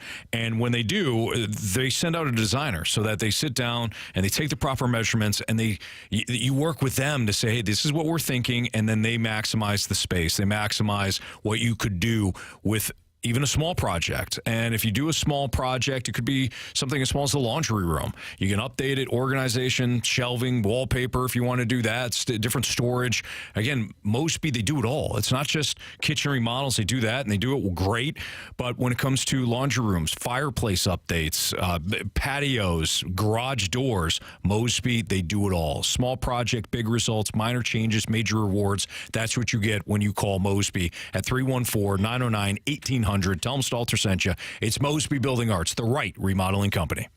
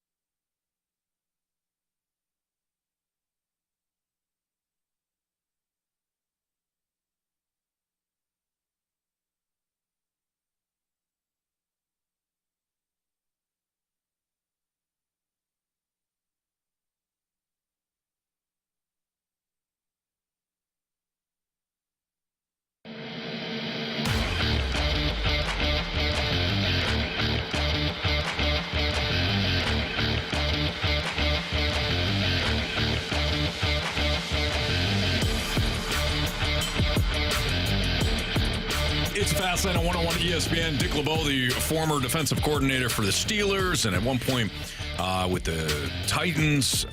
Dick LeBeau is one of the best defensive coordinators in ever, Bob. Yeah. The fire zone blitz that he created, incredible. And I'm sure, even though you played off offense, Carey, I'm sure that you have a great admiration for what Dick LeBeau did for the 2008 Steelers, team that you won the Super Bowl, and apparently wrote a book, and he's sharing some legendary stories about the defense from that season. So we all thought, well, hell, we got our own 2008 Super Bowl champion right here. Let's peel back the curtain here. Yeah, Have a little the steel curtain. Huh? Wow, that was well really played, good. Anthony. Thank you. Well played. Dick LeBeau is probably one of the greatest people you will ever meet. My first time meeting Coach LeBeau, I was obviously undrafted. I had come in as an unrestricted free agent, unsigned free agent. They signed me, brought me in, and Coach LeBeau knew everything about me. Oh, Illinois, huh? Because he's an Ohio State guy. Illinois, huh? All right, I see. And just started talking. I'm like, how the hell does Dick LeBeau know me? An undrafted rookie in his 4th year, finally finding a home. And so he was very wise, like very intelligent, knew all things football related and other things. And so on that team, that defense was one of the best defenses in ever, Bob. Like they were fighting for, best in terms of points allowed, yards allowed, rushing and passing, number of turnovers created. Dick LeBeau allowed them to be who they were. Troy Polamalu is great because Troy Polamalu is great. But Dick LeBeau says, hey, we don't got that, but go ahead, Troy. You're out there on the field. You do whatever the hell you want to do.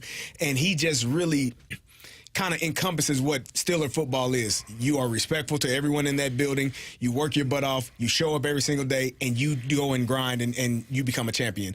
And so the one thing about Coach LeBeau, the coolest, first of all, I think people need to understand, for those that don't know, everybody knows him as a coordinator. Fire zone blitz, dropping defensive linemen in passing lanes and those guys knocking balls down or picking them off, blitzing corners and safeties, throwing offenses off completely. What people may not know is he's number 10 in all-time NFL history in interceptions. He's got 62. Like, he was a baller as well prior to becoming a coach. But I think the coolest thing that Coach LeBeau did every single year around Christmas time, he would recite "'Twas the Night Before Christmas." And it was like you would see 50, 60, 70 grown men in that room, players, coaches, staff, just in awe, because he would recite it, no book, no paper in front of him, and give you the entire backstory, and then go into it. And so we have a Zoom call every few months, and we actually did one prior to Christmas this past year. And Coach LeBeau was on it, and we were sitting there all on Zoom, and he's doing "'Twas the Night Before Christmas," and just going through the entire.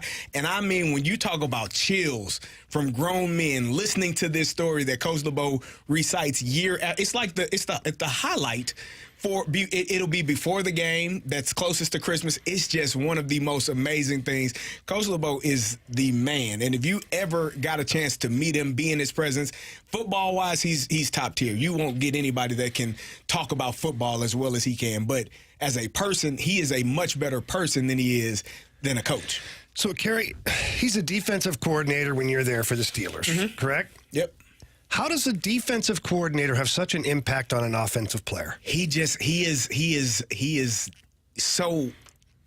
allows everyone to enter his space. Like, he's not above, he's not, better than, he's one of the guys, but he is like a mind that understands how to attack offenses.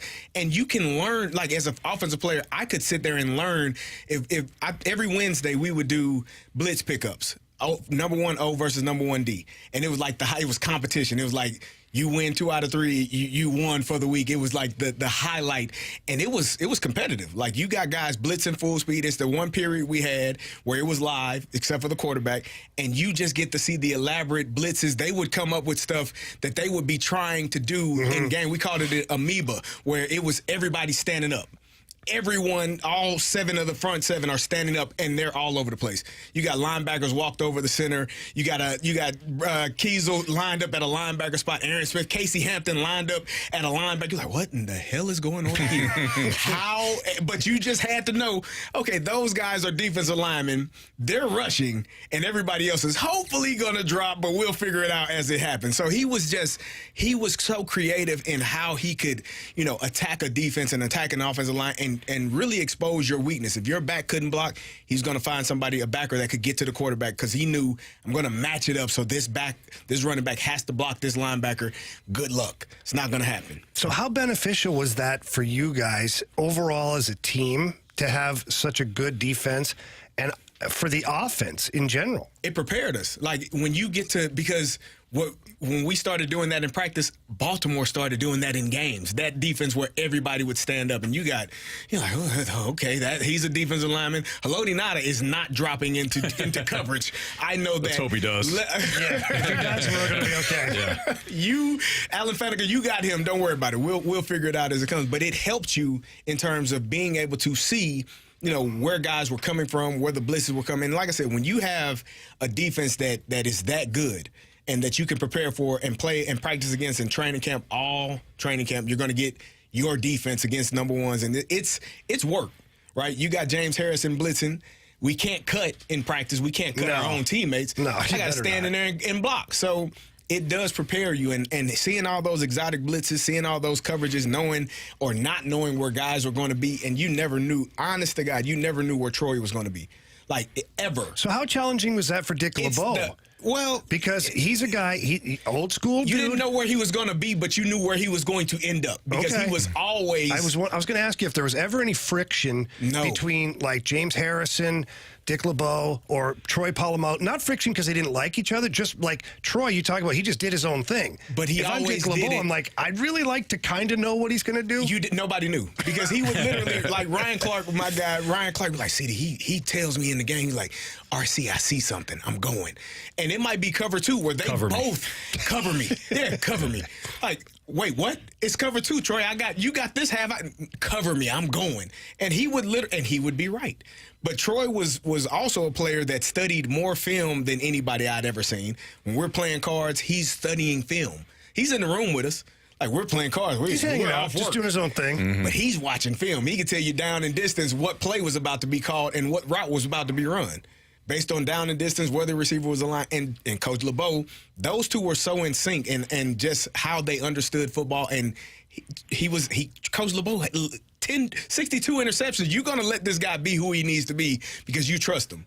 Troy would be at the line of scrimmage, stand up outside the linebacker, looking like he's about to blitz and get deep safety. And you're like, how in the hell is he going to do that on the snap of the ball? And he would get there. And so it was he just understood the game at a level. And Coach LeBeau was really that conduit that allowed him to be as great as he could be, because without Coach LeBeau, you might not have a great player like Troy Polamalu who is able to do all of the things that he was able to do. Because you might have a coach that say, no, you can't do that. That's not the defense. We don't do that here. Throw the shackles on him. Yeah, and Troy was like, no, I'm going to play football. And Coach LeBeau, go ahead, son, be great. Yeah, I wish everybody wishes they had that amount of talent. So Coach LeBeau, man, was outstanding as a coach. And like I said, that towards you can actually Google it. It's on YouTube where he has it. Where you're sitting in a meeting room and he's going down and giving you the entire story, and men are just sitting there in awe. That's awesome. And it's amazing. It's one of the best things I've ever seen as a non-football, but during a football, environment. Yeah. Good stuff, CD. It's Fastlane on 101 ESPN. We have the Gauntlet. We've got a returning Gauntlet contender next on 101 ESPN.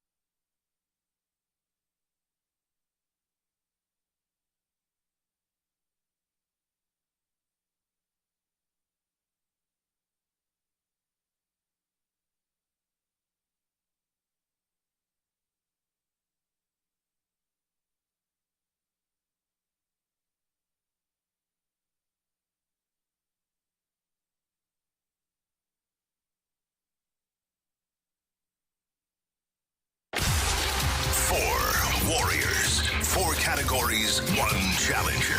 Can you survive the Gauntlet?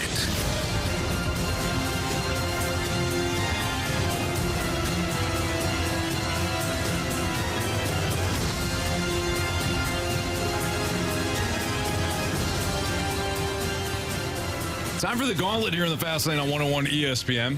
403, your time check brought to you by Clarkson Jewelers, an officially licensed Rolex jeweler. Carey Davis, Jamie Rivers, Andrew Marsh, Anthony Stalter. We welcome back Gary after beating me yesterday in the Gauntlet. What's up, Gary? How you doing? Doing, well, I'm not doing great, Gary. You beat me yesterday. It was a tough one. I didn't sleep much last night, but I'm sure you're doing good. Well, I want to give a shout out to my grandkids, Morgan and Cassidy Hicks. We'll see if they're really listening. I'm sure they are. I'm sure they are. All right, who would you like to take on today, Gary? Marsh? I'm going to take a shot at Carey and hope for them good football again. There you go. Get out of here, Good kid. luck, Gary. All right, so CD's going to make his way into the cone of silence. Gary, go ahead. Spin that wheel. Or tell Marsh to spin the wheel. Marcy, spin that wheel. So you said no football. What's the category you're hoping for? Baseball. Baseball. Baseball is your jam? Oh, well, we're going to have 2 guys that are going to be swinging for the fences here because it's random. Oh, I like what you did there, Jamie. Yeah. Nice work. All right, so as Marsh gets out the launch codes for us, just a reminder, every question is worth 2 points unless you ask for the options. If you ask for the options, those are worth 1 point. Random trivia today for round 2 for Gary. All right, Gary, you ready? Yes, sir. Question number 1.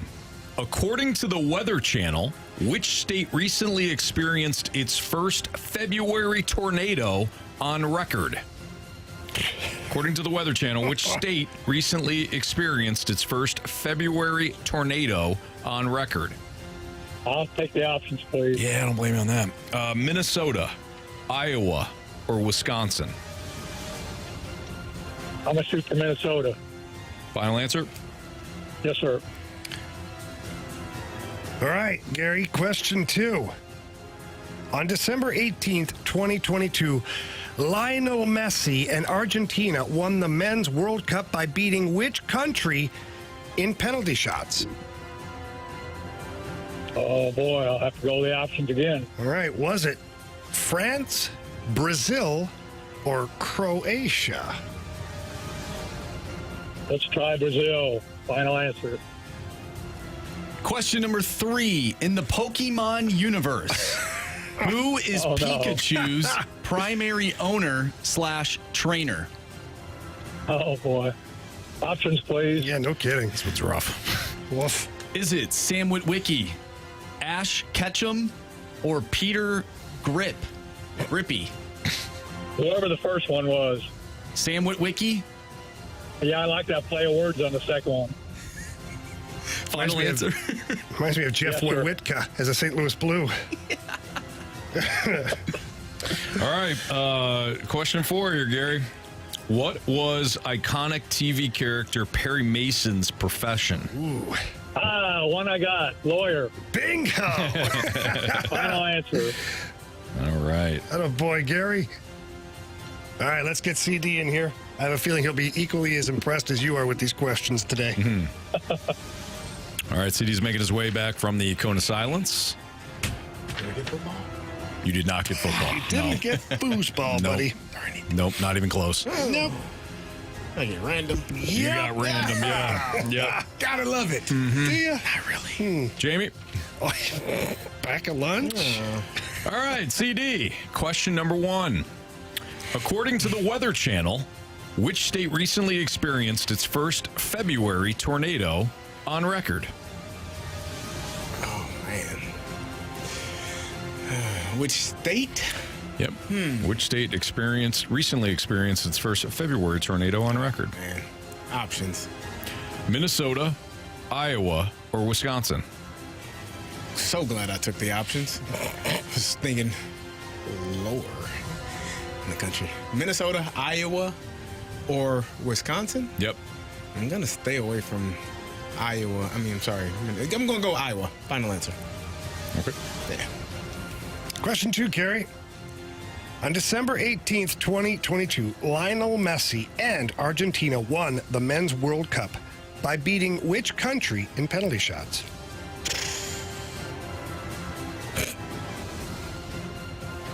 Options. Was it France, Brazil, or Croatia? France. Final answer.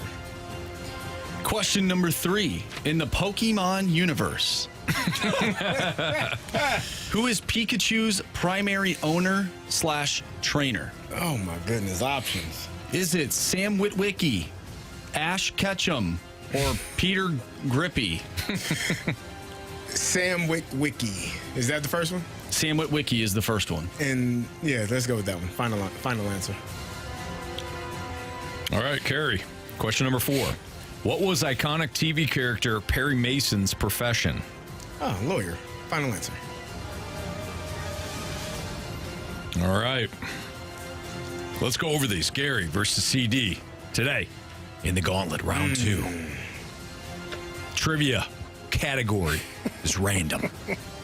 What was iconic TV character Perry Mason's profession? We just heard CD say lawyer.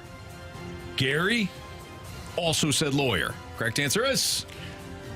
I mean, come on, Perry Mason was a lawyer. Absolutely. Criminal defense lawyer, also detective would be accepted. He's more of a private investigator than he was a detective. Yeah. Either way. In court. Yes. Yeah. Good. Either way, you guys both got that right. 2-2 tie thus far between CD and Gary. In the Pokemon universe, who is Pikachu's primary owner / trainer? Shockingly, you both went to the options on this one, and you both wound up with Sam Witwicky. Correct answer is? It is Ash Ketchum. Ash Ketchum. Ash Ketchum. That is the correct answer on that one. Yeah. Sam Witwicky is who is that? So he is the main character of the Transformers movie. That is Shia LaBeouf's character, Sam Witwicky. Okay, there I'm you go. surprised C wasn't morning grip. Yeah, true. Yeah. All right, so we have a 2-2 tie again between Gary and CD. According to the Weather Channel, which state recently experienced its first February tornado on record? Again, pretty shockingly, you both went to the options. Gary, you chose Minnesota. Carey, you chose Iowa. Correct answer is? Home of Bucky the Badger, Wisconsin. Wisconsin. You guys surrounded the cup, but Wisconsin was the correct answer on that one. We're all tied up. It comes down to this. On December 18th, 2022, Lionel Messi and Argentina won the Men's World Cup by beating which country in a penalty shootout? Gary, with the options, chose Brazil. Carey, with the options, chose France. If it's Brazil, Gary wins. If it's France, Carey, Gary. Gary, if it's Brazil, Carey, if it's France. If it's Croatia, the home of where Jamie Rivers died, home of my spleen, then we have a walk-off. Gary. You have chosen poorly. You lose. I'm sorry, Gary. It was France. That was a rough gauntlet, man. I'm sorry that your grandchildren had to listen to that. Yeah, that was a tough one. They probably knew the Pokemon question, though. Probably. For sure. They probably could have helped me out on that one. Yeah, Gary. I thought that was just a play on words, but anyway. Yeah, that was tough. I had fun anyway. Well, Good job, Gary, Gary. thank you so much for listening. Thank you so much for playing. All right, thank you. Excellent. All right. There you go. Nice Apparently, job. a lot of our listeners are avid Pokemon players. They're talking bad about us. They're like, how did you guys not know about Pokemon? Sorry I don't run around and play little kids' games. I'm sorry. I don't know. Right? I didn't know either. Am I wrong? Oh, Jamie, I've seen you play Pokemon Go. I know you're trying to catch those Pokemon around here. It's a hot spot. Listen, I Down there by the fountain. I don't really get Pokemon. I've definitely played Pokemon, but not running around with my phone and like doing that Pokemon Go. Yeah, no, you play it differently, though. I play It's much not- different. Yeah, we're talking about the TV series and like the games and the I don't cards get and any of things like these that. characters. Different game. Yeah, that's a different Here's game you're playing. an easier way to think of it. Ash Ketchum Gotta catch them all. Pokemon. Yeah, he's got to catch all them Pokemons. Mm-hmm. See, I was thinking of something else. I definitely didn't hear that one correctly. I did not. I heard it differently. I didn't hear the you heard the. Oh, you didn't hear the H. I didn't hear the H. Oh, no. Yeah, it lends itself to the game I ordinarily play. Yeah, very true. Yeah. Killian watched the movie one time. I sat there and watched some of it, and I go, what am I watching? The hell am I watching? I actually have a little Pokemon sticker on the back of my phone. Yeah, you love Pokemon. Yeah. Well, it's from my nephew who gave it to me. That's awesome. For good luck. Yeah. So. Good. And have you had good luck? I think so. He's always had of course good luck. you have. Especially in the W. Especially in the W. No doubt. Which, by the way, you didn't hit. No, I lost by a half. All right, I told you not to get involved. I lost by a half a point. It's not like I was way off. I had 18 and a half. She only scored 18. How many free throws did she miss? Did she miss any? I don't know. I didn't dive too deeply in the box score. Once I saw that she didn't get it done, I moved on. You're going to have trouble, though, today. You know that, right? I already checked. All the games have started and have ended. Yeah, 4 games. That's tough when they've already ended. Yeah. Exactly. That means you can't pick them. Yeah. That's a good point, Anthony. Yeah. Good answer. There's 2 things that Anthony loves. Day baseball and day WNBA. Really, day any sports. Yeah. Why would Day W be going today? I don't get that. I don't know. They got a weird schedule. Wednesday? No Mondays. But no Monday Wednesday action, afternoon. but Wednesday afternoon. One of the games tipped off at like 11 a.m. today or something, or 10. If you want people in the building, is that the best time? I mean, maybe. No, seriously. It's Even if it was a summertime. men, like even if it was a summertime. men's playing, like it doesn't matter. Yeah. Like any sport. No, summertime. You're right. Even with Caitlin Clark, too. Well, Like, that's probably that a game sellout. was earlier today, and she should be somebody that should be bringing in a ton of fans. You think you'd want to play that game at night? You would Prime think. time, baby. One Not would Deion Sanders. think. Yeah, no, Deion's awesome, though. He is. It's Fastlane on 101 at ESPN. Are sports missing more player rivalries? We'll get into that next on 101 ESPN.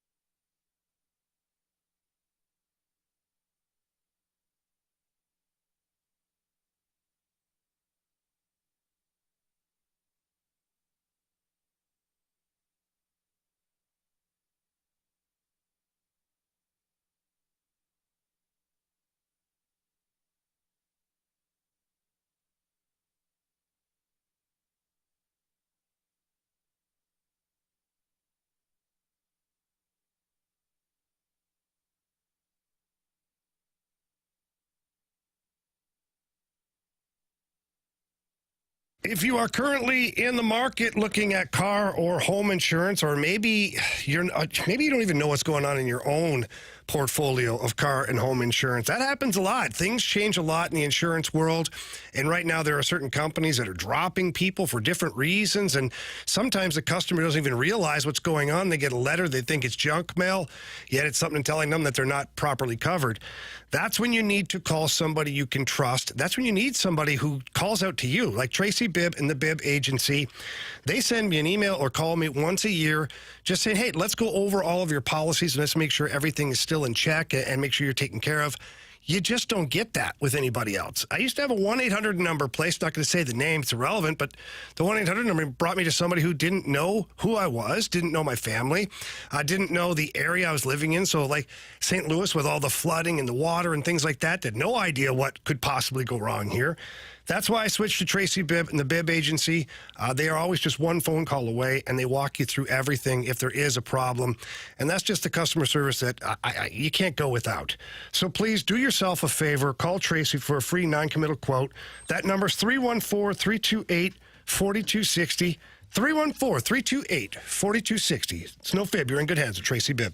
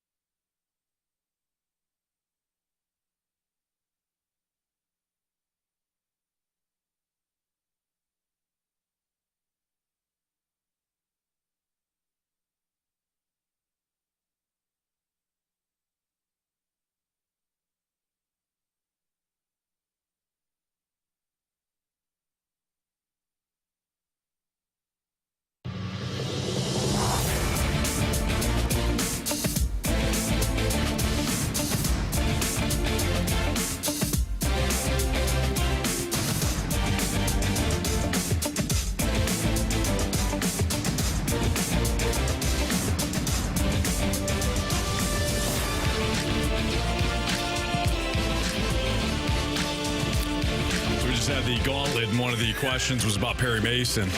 And I tested Jamie's knowledge about which rocker had the song Perry Mason. And it took him a couple of guesses, but eventually you got it right. It's Ozzy. Ozzy Osbourne, yeah. And then I asked Marsh and Carey if they heard if they ever heard that jam. I said, "Man, it's my favorite Ozzy song." So I played it for him in the break. And Marsh, you made a comment he was moved. Yeah, he was moved. I was by it. moved. Yeah, we'll just leave it at that. Rocked your socks off, didn't it? Got me going. Yeah, it did. Sure. Me too. Yeah. Yeah. Speaking of Marsh, you started to think about player rivalries in sports, and this is something that I brought up with like the NBA. I don't feel like this because I feel like every player now, they all play together in like G leagues and different various leagues. They all want to just play together, and it's not like it was in the 90s where most of your superstars wanted the other guy dead. Yeah. You know what I mean? Like that was our basketball in the 90s. I mean, Michael Jordan wanted John Starks to be, murdered on the court by his hands. Now that was basketball. Yeah, I agree. Nowadays, you just don't get that. But in terms of like player rivalries now, what was your thought? Yeah, so obviously, I've been a huge WNBA fan, Absolutely, and there's a lot of talk going around between Caitlin Clark and Angel Reese, and I know there's that player rivalry there. So it got me thinking, are there any other good player rivalries in sports right now? There's only one that I think comes to mind, and that's in the NFL, and that would be Patrick Mahomes and Josh Allen. Except for the fact that Josh Allen can't beat Patrick Mahomes, so I don't know if we actually want to consider that to be one of those rivalries. And didn't they get together and play golf and one of those things? Yeah, they're friends. That They're ruins good it buddies. for me. That's when Patrick Mahomes won the Masters and won the green jacket. Gold jacket, green I want my jacket. rivals to want to punch each other in the face forever. But, you make a great point, though, that all of these players nowadays, they're all buddy-buddy. Yep. So will we ever really see that Tom Brady, Peyton Manning, the Larry Bird, Magic Johnson, like those type of rivalries? Will we see those? And maybe you guys have other ones in sports, and the text line can help us out, but I really can't think of any other really great player rivalries. Now, there's team rivalries, but I'm looking for the player rivalries. I even think some of the team rivalries have taken a back seat. Of course they have. Big time. It's nowhere near what it used to be in almost every league. And I wonder in hockey, it's because of the lack of fighting, the lack of policing the own game.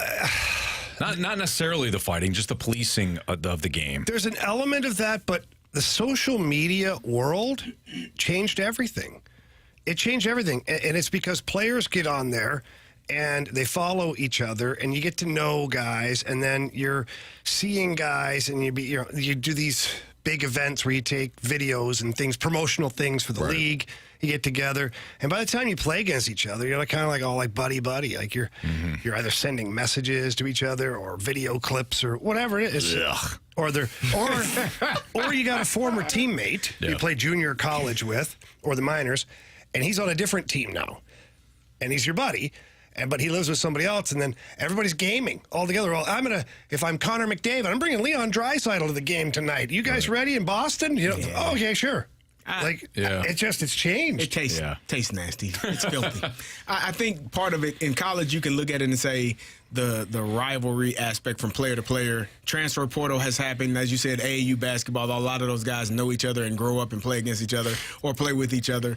But you don't have people in a place for a long time, for 2 or 3 years. College basketball, if they're really good, they're out of there after their first year, one and done. In pro sports, a lot of the free agency has changed it as well. You don't have people staying in one place and battling against one another. I don't consider quarterback versus quarterback kind of a battle or a matchup or a rivalry because they never play against each other.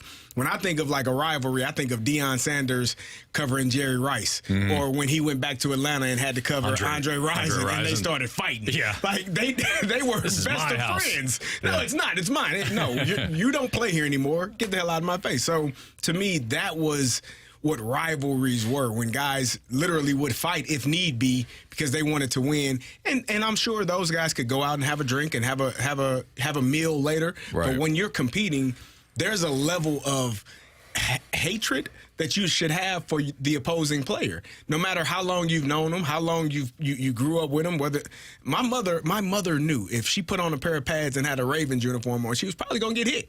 Like, it's nothing personal. I love you, mother. No, it's just business. But she knows. Yeah. She understood that though, and she wouldn't do it. So you make your decisions wisely. She's like, put the Ravens jersey back in the closet. Right. Carey's here. Yes. So yeah, it just, to me, it has changed a lot, because it's no longer that anger or vitriol amongst players on the court or on the field or on the ice. I keep hoping that there's some players that are going to start to get into it via social media.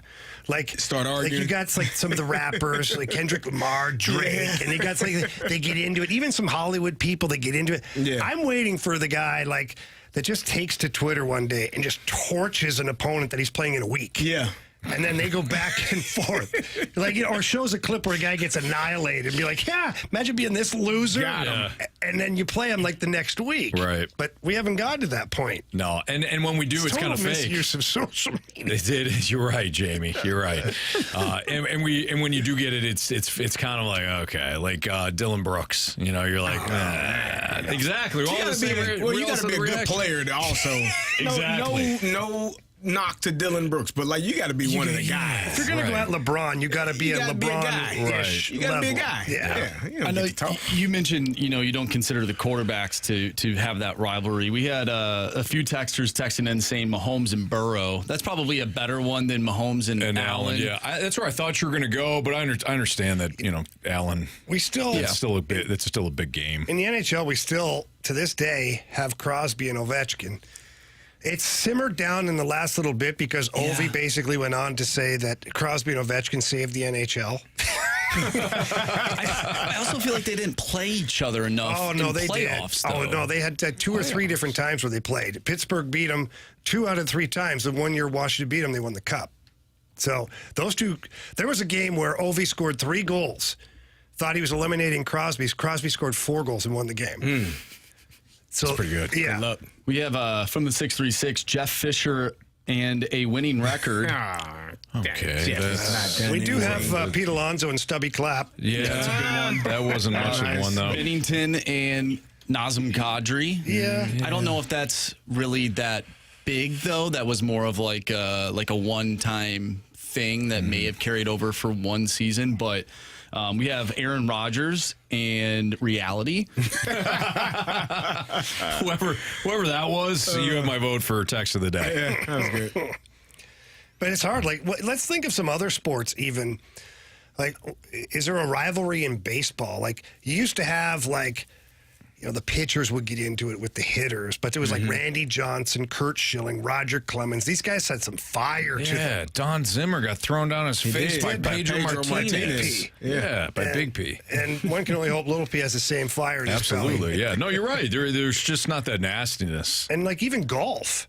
Like back in the day, like Jack Nicklaus and Greg Norman did not like each other. I think nobody likes Greg Norman now, though. He's kind of a lot of people like him. All those guys that signed live contracts, they love him. People on the PGA side. Well, they don't live him, they love him. You did have Brooks Koepka and Bryson DeChambeau that was for a little hot bit. Minute, right? Yeah. Now I feel like, though, that the golf is like, who was it? Maybe it was those two. That's one of them was wearing the cleats in the background when the other guy was trying to give like an interview, and like he got all ticked off. It's like, really, you're mad because the guy's walking around in the cleats in the background? It's golf, man. It's a gentleman's game. That's true. There's only so much you can do. Okay, would you turn him on to hit him with his 9-iron? Like, come on. No, that was Tiger's ex-wife. Oh, yeah, that's true. Was it a 9-iron or a putter? It was definitely a club. Yeah, it was definitely a club. I don't think it was one he regrets probably having in the garage at the time. Yeah. Very true. I know you guys aren't WWE fans by any means, but Drew McIntyre and CM Punk have a really good rivalry going on right now. Okay. For all those wrestling fans out there, they know what I'm talking about. That made up stuff. Okay. Oh, what? Oh, come on. What there are people. Sports entertainment. What are you doing? What the hell is going on here? Those guys are so angry. I remember going backstage at a WWF show way back when, and 2 of the biggest rivals, I won't out them, are like best friends. I'm like, really, guys? You just ruined it for me. I can't even go out there and pretend to like this now. Don't even look at me. Paul Heyman and Solo, Paul Heyman got thrown through the desk. Yeah. You got to be careful. That stuff is real. He would not call him the tribal chief. Nope. Didn't acknowledge him. He did not acknowledge him, Anthony. I do not acknowledge. Yeah. Just brother. At Madison Square Garden. It was delightful. I don't know what's going on. Yeah. It's all right, Anthony. It's okay. We'll fill you in. It's Fast on 101 ESPN. We have our Sports Six-Pack next. So if you got a question for us, 314-399-9646. Send it there. That's our Air Comfort Service text line. Sports Six-Pack next.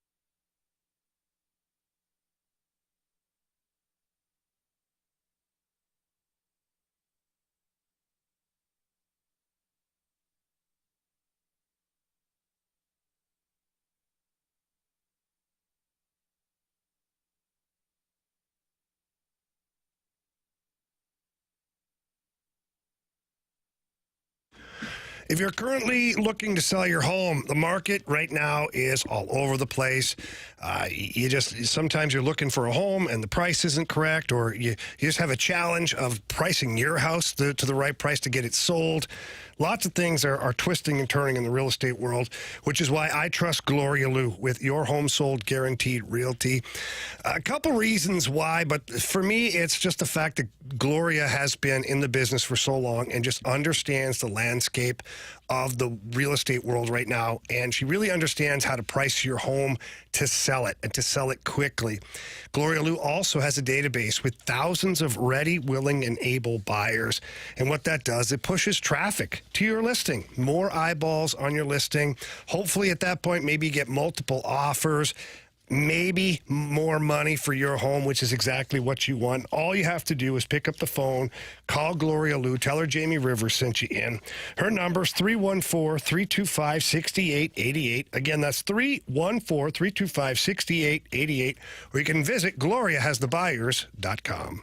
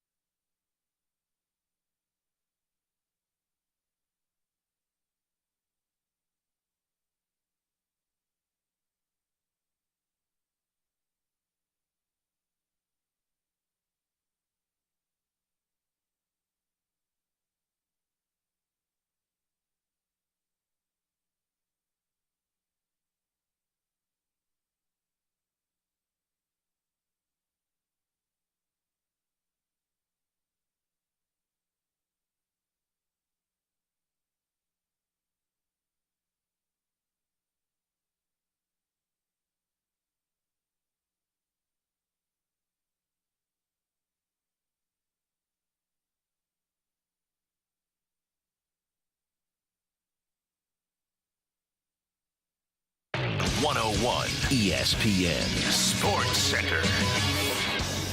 I'm Andrew Marsh. It's time for a Sports Center update driven by Johnny Londoff Chevrolet and Johnny Londoff Autoplex. The Cardinals lost earlier today, a final of 6-4 in Game 1 of today's doubleheader. Game 2 will start at 6:45. Gordon Graceffo on the mound going up against Michael Wacha. We talked earlier today with Brad Thompson. If you missed that interview, make sure you go to 101ESPN.com or check out the free 101 mobile app. You'll find all of our interviews and full shows there. And it's all brought to you by Dobbs Tire and Auto Centers. You're probably thinking the Sports Six-Pack is coming up next. Well, it's not. The lineup is out, so we have the lineup game coming up next. But continue sending in your Sports Six-Pack questions. We'll do that here soon. But we got to get to Game 2's lineup. That's coming your way next right here in the Fast Lane. I'm Andrew Marsh, and the Sports Center update is driven by Johnny Londoff Chevrolet and Johnny Londoff Autoplex. See them at londoff.com. Chevy, together we drive. Are you kidding me?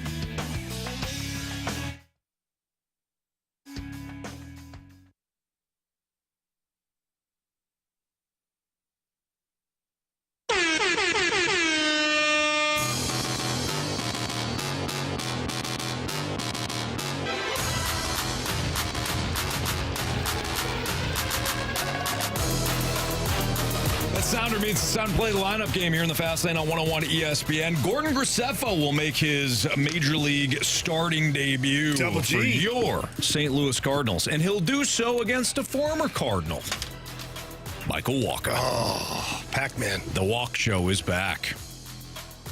Right-hander, of course. All right, let's get into this lineup, shall we, boys? Yeah. Let's do it. I don't think there's any need to change the top of the order, do we? Nah. I mean, he may be a little worn out. We tuckered out a little bit? A little bit. I don't think so. I don't think so either. Mason win? I think it's Mason win. Go ahead. Show us Mason win. Right away. He did that with a lot of anger behind him. Or authority. So is it Newt or Donnie? Newt. It's Newt. Okay, go ahead. You go ahead. Show us Lars, Taylor, Tetsui, Newt Bar. Yeah, right? Donovan. Gotta be Donovan, right? Gotta be Donnybrook. Go Or is ahead, it Michael Jamie. Siani? Nah. Gotta be Donnybrook. Show us Brendan Donovan. Donnie. Hey, this headband's pretty cool. Yeah, okay. Now it's... Is it Burleson? It's Big Bad Burleson. You think? You go lefty-lefty? Yeah, I guess right-hand pitcher, yeah. I'd go all lefties. Whole lineup of lefties. I mean, they got enough. Or is it Newt? Nah. All right. They don't change Burley if he's playing. Whoever wants to go ahead, go ahead. Show us Alec Burleson. What a shame. That's not great. Is this Newt? You Sure. Yeah, you do it, Jamie. You got it. You've been on fire. Yeah. He meant that. You're the only one that's got one right. Show us Lars Newtbar. What the H is wrong with you guys? This should be fun. Who do you have Is here? Ollie mailing it in today? Who do you call? Is this like Brandon Crawford here now or something? No. Paul Goldschmidt. Does he get all hot and bothered and go back to Goldie here? Yeah. Like, oh, my lineup's back. Oh, you got a home run. Yeah. Let's take Burley, who also had a home run, out of the lineup. He needed I mean, it doesn't make sense, but I didn't say it would. Paul Goldschmidt. Go ahead. You do it. No, you do it. No, I trust you. I trust you more. Show us Goldie. You are so wrong. I got to look at the lineup. Who is here? It's Contreras? Contreras? No, no, let's slow down here. It's not Contreras. All right, go by position. So you got a left fielder. Yeah, that's all we've got. You don't have a open, shortstop or a second baseman. Not Nolan Gorman. I don't think Mason wins play. play. Lars Newtbar. I think not Mason him. wins out. Crawford will be down in the 7, 8, or 9, somewhere in Michael Siani is probably later in the He's going to be up down there, too. The problem is third the top baseman. It's not Arenado. I mean, he had a home run. I think it'd be Contreras. Over You do Arenado. it. All right. You do it. Yeah. Show us Wilson Contreras. DH. No. Catches mid. Check. This makes no sense at all. I'm waiting Makes for the day all for the him sense to in play the this. world. Where's Burley? Play the sounder and hit Here. the buzzer. You think this is Alec Burleson? Absolutely.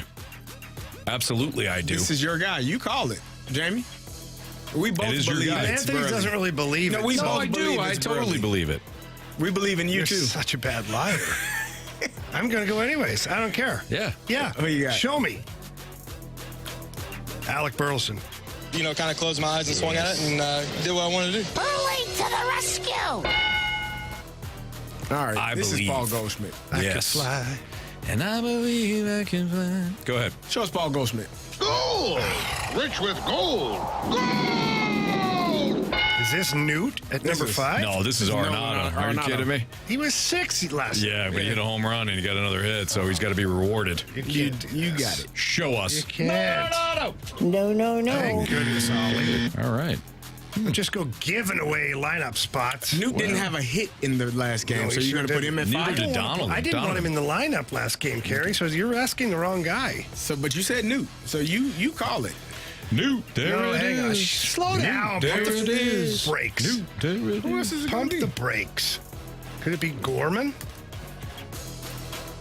The righty on the Left, bump. left, right, left. Or is it Burleson at 5? Or is Burley out? Burley's We can- already Burleson at is 3. third. You missed him. Not that. That's okay. You even put him in there. I did. Put Right Burley in the 3-hole. You did. I don't think this is Arenado. It's obviously not. I don't either. I'm trying to keep track of players here, Anthony, okay? We've tried Arenado. Yeah, we did say Arenado. Yeah, I know. Now I do. All right. It's Newt. Go for it, Carey. Show us Lars Newtbar. Jamie, you are so right. What makes you think she's a witch? Well, she turned me into a newt! A newt. Unreal. Got better. Now can I? Go ahead. Show us. No, Arenado. He's a Gold Glove winner and perennial All-Star. Oh, listen to Mr. Gold Glove over here. Come on.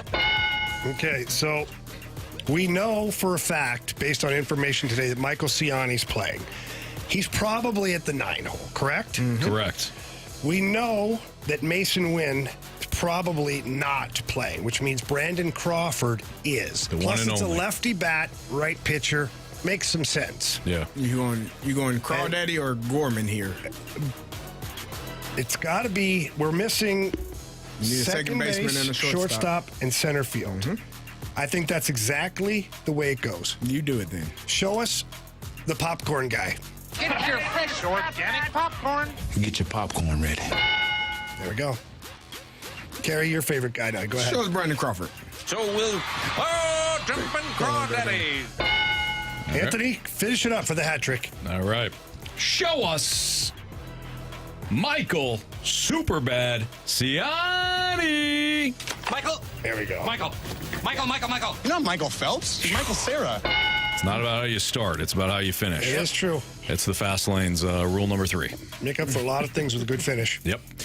Marsh, can you go ahead and run it for us, please? Absolutely. Leading off in left field, Brendan Donovan. Batting second, catching Wilson Contreras. Batting third, the DH, Alec Burleson. Your cleanup hitter, first baseman Paul Goldschmidt. Batting fifth in right field, Lars Newtbar.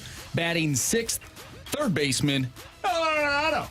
Batting seventh, second baseman Nolan Gorman. Batting eighth, the shortstop Brandon Crawford. And batting ninth in center field, Michael Siani. Nice job, guys. Back. They fair! They fair! Go foul, go foul! I don't believe what I just saw! Home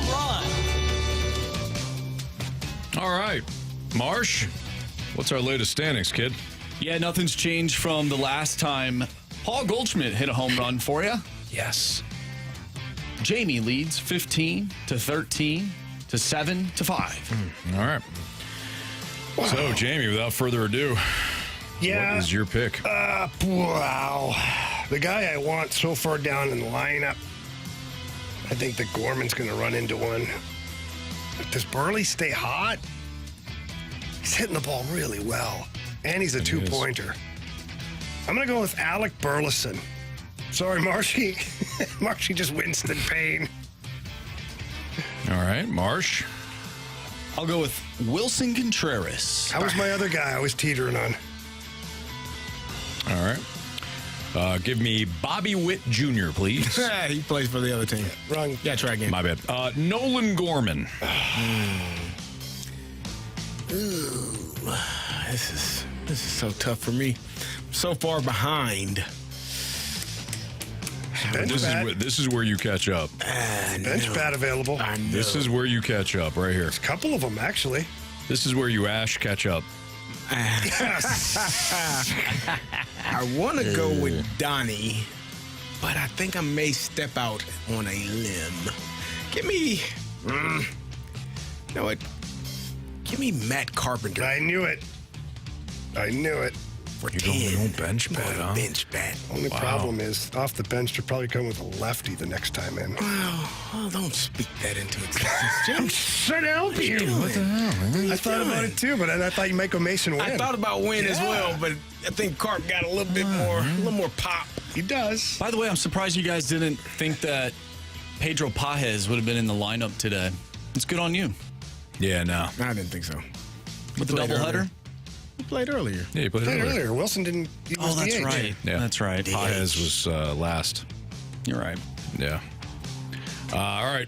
It's the Thank you for fast the lane on compliment, though, Wednesday. Andrew. These guys don't look at it that Well, the way. game was so forgettable. No, listen, I think we all thanked Marsh, not only for being here, but for being himself. Yeah. That's true. You know? Mostly for being himself. Absolutely. Sports Six Pack next on 101 ESPN.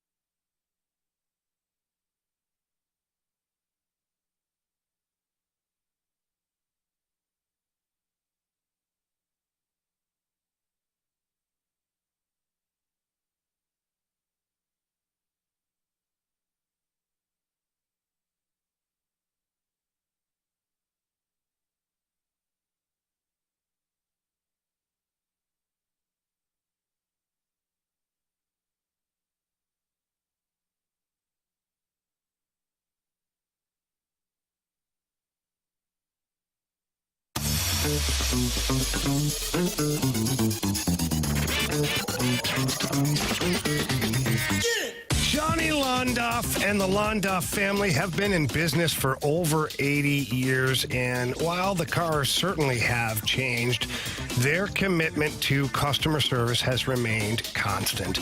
They are unbelievable at making sure that your car buying experience is top-notch, and people used to get stressed out going to buy a car. Not with Johnny Londoff and the Chevrolet team. They make you feel comfortable. They want to make sure that you find the right vehicle, and they want to battle away and get you the best price so that not only you, but the rest of your family are Londoff customers for life. I know this because I've been a customer for over 25 years now, and now my children are customers of Londoff Chevrolet, and we will always be Londoff Chevrolet customers. And they've got some of the best prices in town, too. You look at maybe some of the Chevy Silverados, absolutely love those. They got a 2024 1500 RST. Suggested retail price $64,435. The Londoff price $50,935. That's over $13,000 in savings. Plus, you receive an extra $250 off your purchase of any new or pre-owned vehicle, or you receive a free Londoff Care Package, which those are fantastic too. So please stop by either location, the original location in Florissant, Missouri, or the brand new Londoff Autoplex located right in St. Peter's off of Highway 70. Tell them that Jamie Rivers sent you in. But if you can't get there in person, don't worry about it. Visit the website. Go to londoff.com or londoffautoplex.com. Are you kidding me? Johnny Londoff Chevrolet.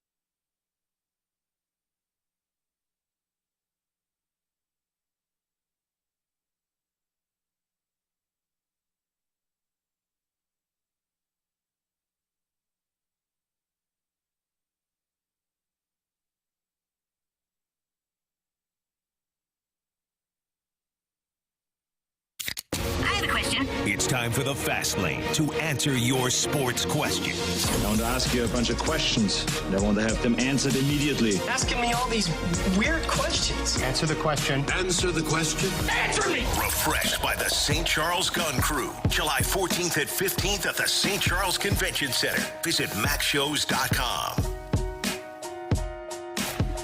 Time for the Sports Six-Pack here in the Fast Lane on 101 ESPN. Carey Davis, Jamie Rivers, I'm Anthony Stalter, Andrew Marsh. Go. Question number 1. From the 636, what do we do if Jordan Walker continues to struggle into next year? So I listened again to John Morosi on BK and Ferrario, and if you missed it, go back. It'll be on their podcast page. And John Morosi brought up a pretty good point. He says there's players that are going to be drafted in the first and second round of this year's Major League Baseball draft that are the same age as Jordan Walker or 21 years of age and haven't faced one professional pitcher yet. That's crazy. In their careers. So he said basically to pump the brakes on the Jordan Walker ship him out campaign. It was eye-opening to me because, I don't know how old players are necessarily when they get drafted. I know the college draft is certainly different, but it's a fact. It's a little early to be worried about Jordan Walker. I think you could pause for concern, but man, he's so young. Yeah. I say you just let him ride it out this year. I think that when the rosters expand, maybe it's a good idea. Bring him up if you need a guy, get some major league at-bats or get him around the team again, get him feeling good about himself, work with the big league club. Maybe that's an option for him. So you hope that he's riding a positive wave heading into the offseason. Right. But I think it's too early to just be like, well, man, we're going to have big problems with this guy. Yeah, I agree, Jamie. Like, let's just pump the brakes a little bit on this here. This is somebody that was in high school a couple of years ago. You know, if you were drafted in his draft, but you played collegiately, you should probably be up right now if you were a first rounder. Yeah, but not high school players. Mason Wynn. I mean, honestly, it paints quite the great picture about Mason Wynn doing what he's been able to do coming up this year, or even Jordan Walker a year ago, what he was able to do. He's not that far removed from high school. Completely skipped AAA before this year, outside of a month last year. So, anyways, yeah, I agree. I think it's way too early to give up. Same here. He had a really, a pretty good rookie year. I think you'll start to see him get back to eventually hitting the ball how they want him to hit it. And you'll start to see him having the success that he's accustomed to having. Good players that are extremely skillful can usually figure it out fairly quickly. So I'm not too concerned about it. Agreed. Question number 2. From the 314, what does City SC need to do to start scoring more goals? Excited to hear the breakdown. P.S. I miss Anthony's soccer recap notes. Well, I got to find some players that can put the ball in the net. And those guys are coming. Apparently, the transfer window is coming up here soon, and Lutz is talking about some offensive guys that can put the ball in the back of the net. They need it. I mean, I don't know much about these players. I'm not going to pretend I do, but they need somebody to score. When you say put the ball in the back of the net, what do you mean, Jamie? Like score. Oh, okay. Just make sure. Sure. Yeah. Is that required to win? It's actually required just to go across the goal line, but I prefer to hit the back of the net. Yeah, but if they don't do that, the draw is essentially, it's okay. It's fine, yeah. It's what they're masters. But eventually you have to score, because when playoffs and penalty kicks come. Jamie, here's the thing. If you don't let the other team score, you can't lose. Yeah, but you're missing Roman Berkey right now. Oh, well, listen. Anthony, you do this. Go ahead, Anthony. This is your. How many times you got to go up the right side of the pitch and to realize it's not working to attack the left side? And how can you leave the middle of the field so wide open defensively? You realize too that that's going to impact your transition game too. Guys got to get back. I mean, you're not scoring any goals yet. You can't get back. I don't understand that. You know what they should do? They should fire the coach and replace him with somebody. They did that. They'll fix everything. They just did that, Anthony. Okay. The new coach is 500. I don't think it's time to fire him just yet. Nah, I'd let him go. Just got there. Give him a chance. One thing I know. Do you want to get better or do you not? Thank you, Marsh. One thing I know, Marsh, if you're in the NHL or you're in the MLS, it is always the coach's fault. Absolutely. If you're losing at any point in the year, whether you lost 1 game or 10 games, understand you're probably going to get fired. But don't worry, you'll probably get rehired because there's a carousel of coaches. So probably, yeah. No worries. Yeah. You just got to do better at your next spot. Do better. Or you'll get fired again. Or at least do better for longer. Yes. That's a good way to look at it. Yeah. Because you will get fired. Correct. Yeah. You either retire or you get fired. Oh, most of them are fired, then they retire. Yeah. Good call. Question number 3. From a 618, do you think the Cardinals will go to the puke point to get a number 2 starter? No. No chance. No, I don't. I already said that. I don't want to be. Look, yeah, Jamie, go ahead. John Mozeliak said, I don't think we're going to get to our puke point when we're making some of these deals. And if we do, then we probably won't make them. Right. Paraphrasing, but pretty much that's what he said. I don't see it happening. I see them adding a veteran starter that doesn't cost a lot prospect-wise, but those prospects still wind up turning into Cy Young contenders. Wow. That's a bit far. What? Carey, I mean, you out act of like all it's happened people- before. Out of all people, you're gonna You act stand like there. something like that has happened before, Anthony. Yeah, at least they got somebody good. Yeah, there you They go. did. No snark there. Good. Okay. Marsh is giving me the old carryover sign. So why don't we continue our sports six-pack next on 101 ESPN.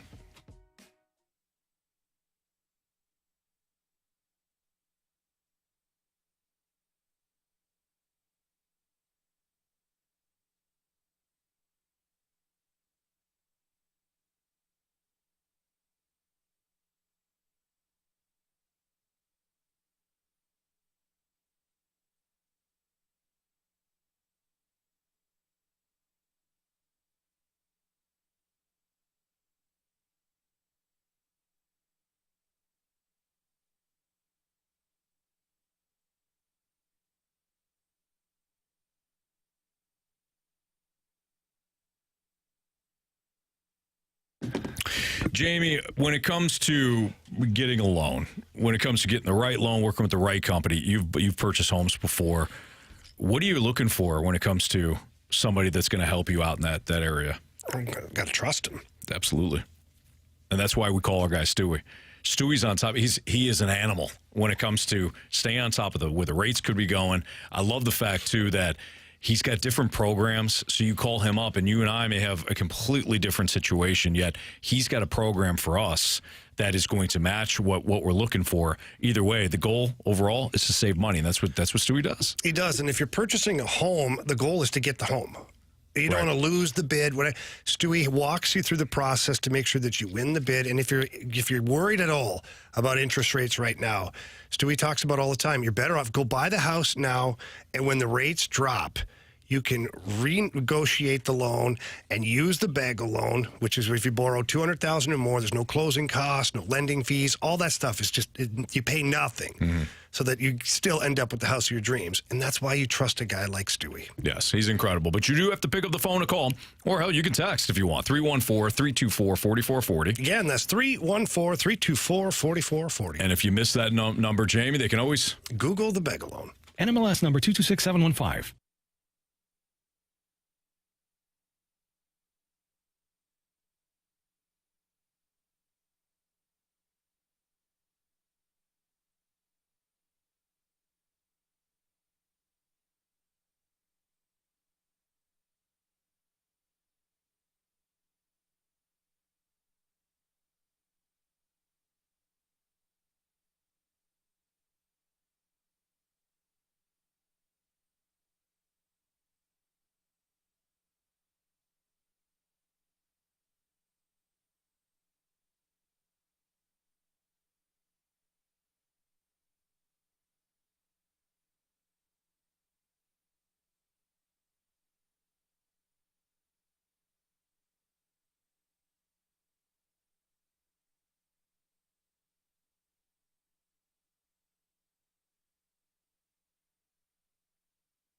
This is Jay Delsing. My show Golf with Jay Delsing can be heard every Sunday morning from 8 to 10 right here on 101 ESPN.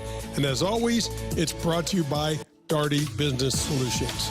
Tune in for the latest from the PGA Tour, the LPGA Tour, our local golf scene, and much, much more. That's Golf with Jay Delsing, featuring the biggest names in golf every Sunday morning from 8 to 10 on 101 ESPN.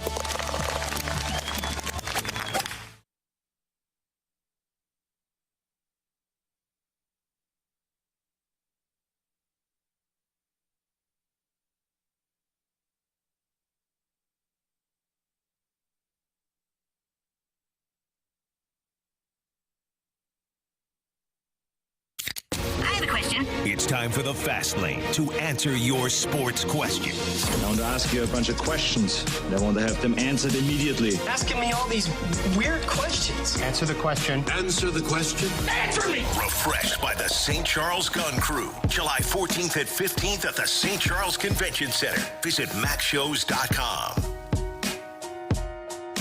5:03, your time check is brought to you by Clarkson Jewelers, an officially licensed Rolex jeweler. Carey Davis, Jamie Rivers, I'm Anthony Stalter, and here's Andrew Marsh. Continuing our Sports Six-Pack. Question number 4.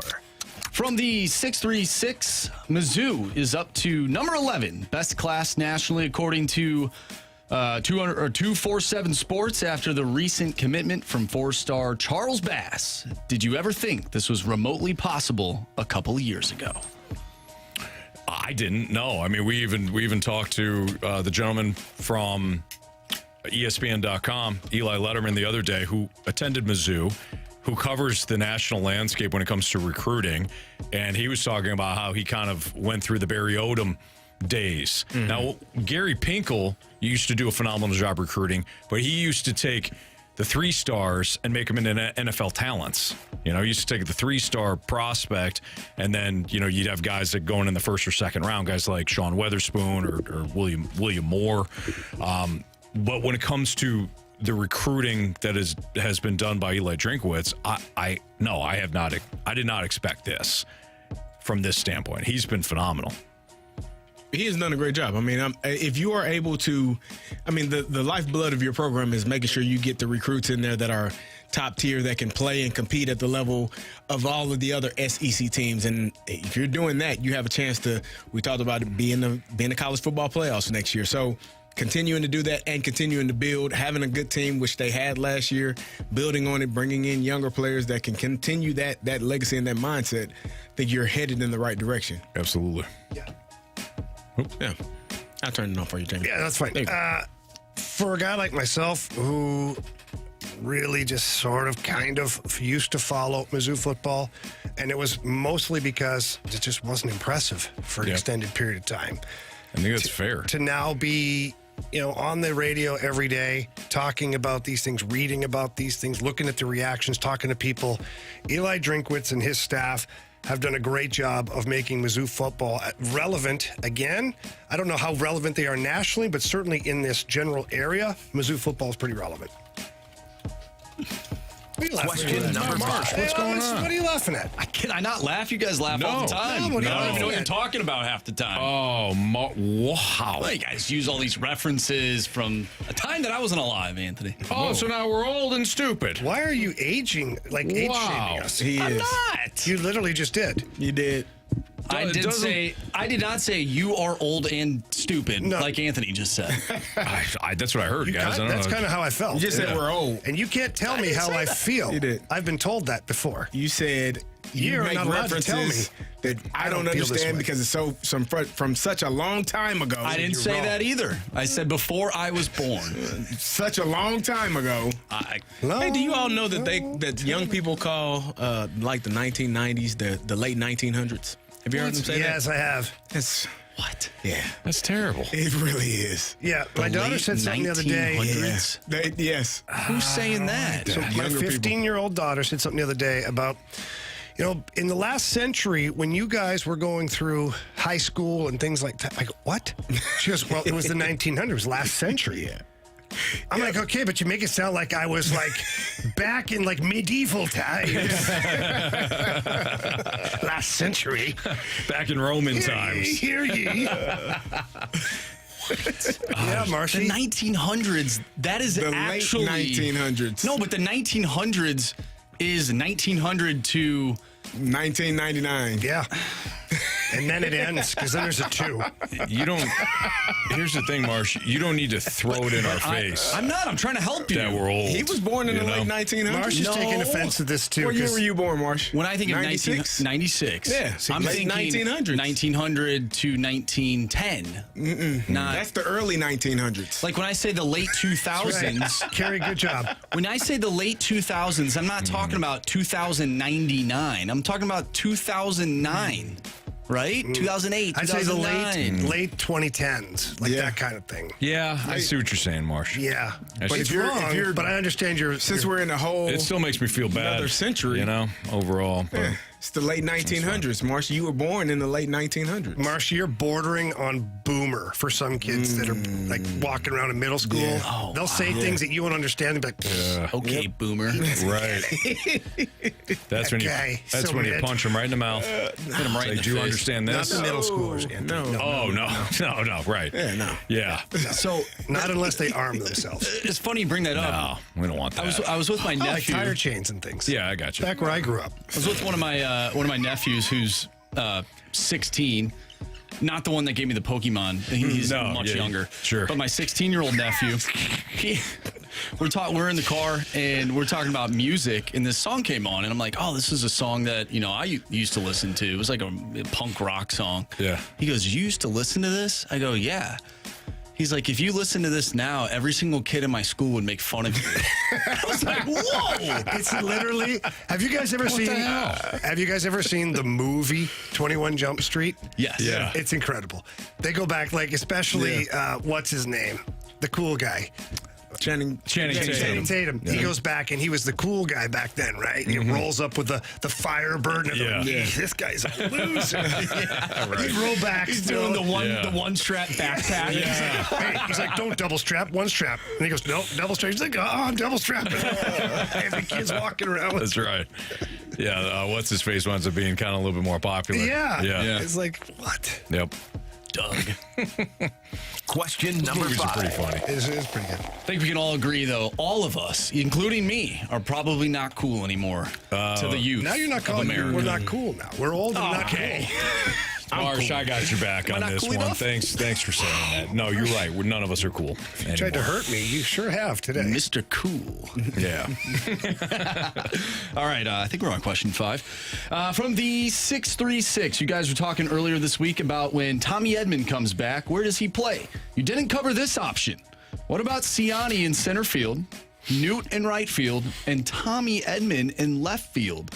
Let the Gold Glove utility guy be the utility guy. What are your thoughts? You can do that. You don't want Brendan Donovan playing every day? Well, you will, just at a different position every day. Okay, so when Just like, did he not play a lot last year? That's kind of what you were talking about with Edmund, right? Yeah, same thing. Same idea. Someone just like flip it. Yeah. So I think that's what they're going to do anyways. The basis of it is that because Brendan Donovan won a utility player Gold Glove. Yeah. Which means defensively he was elite in every spot that he played. Yeah. Right. I don't hate the idea. He'll play every day. Look how much he played last year. Played every day. He had 19 gloves, different gloves that he used to wear. Very true. Yeah. I think that's what's going to wind up happening, quite frankly. Yeah. That's how they're going to do it. They'll just move guys. They'll just move those guys around consistently. And between second base, left field, and center field? Correct. Well, BT gave us a little nugget earlier. And if you missed that, go back, download the podcast on our 101 ESPN page. All that brought to you by Dobbs Arenado. BT gives a little nugget. He says, I think that's the plan. He says they're going to platoon Tommy Edman and Siani. Right-handed pitching, you'll see Siani. Left-handed pitch, you'll see Tommy Edman. Now, BT says some things sometimes that are just out of this world. I don't know if that was one of them. I don't though. think that was one. I think that was one where you have a conversation with some people. You're around the team a lot. I know the feeling. Yep. You start to talk, and you're just having like that shop talk because everybody's just talking baseball or hockey, and it just kind of pokes its head out. Oh, by the way, so BTW. Something to keep your eye on. Yeah, I agree. By the way, we got a text from the 573. You're not cool unless you pee your pants. That's true. If that's the case, you can call me Miles Davis. Yeah. If peeing your pants is cool, consider me Miles Davis. Question number 6. from the 314. Are the Blues done making moves this offseason? Or do you see them potentially making a trade? If so, any reason they should or should not consider Bennington at this point, especially if we're retooling? I feel like he could bring a lot of value right now as the team retools. You are retooling, you're not rebuilding. Yeah. Retooling would be you're trying to still be competitive. Now, competitive is a subjective term. Competitive from the standpoint of like, you're Florida? No. But you're not rebuilding. No. And if you're retooling, then keeping Bennington right where he's at so you can try to win more games, that makes more sense. Yeah, I agree. Jordan Bennington, for me, is not going anywhere. And I have not heard one person within the organization even allude to the fact that they'd consider that at this point. I'm sure if the Oilers offered McDavid or something like that, maybe they'd take that deal. But apart from that, he's probably not going anywhere. As far as any other moves, I think we're done, guys. I think we're done. We'll see come training camp when players show up and players show out or players don't show out, then organizations tend to make some pivots in training camp or right when they have to set their roster for the regular season. That's usually the last little spurt of where you can see some action from a team like the Blues where they're at. And that'll be based upon young players coming in and playing very well or veteran players not playing well at all. And Doug Armstrong will have some decisions to make, but I just don't see that big trade happening. And, the one thing we've been thinking about is the salary cap all the time. Mm-hmm. And we always have Blues being a cap team. And now they're, $8 million left on the salary cap. They're not getting, as of right now, the Blues, none of the teams are getting that kickback from their regional sports coverage. I think it was like 20, 25 million is what they got for that. That's gone. That's cash money out the door. So if you're not going to be a contender, maybe you shouldn't be a cap team. Save a little bit of that cash internally. And if you need something along the way, you've got it.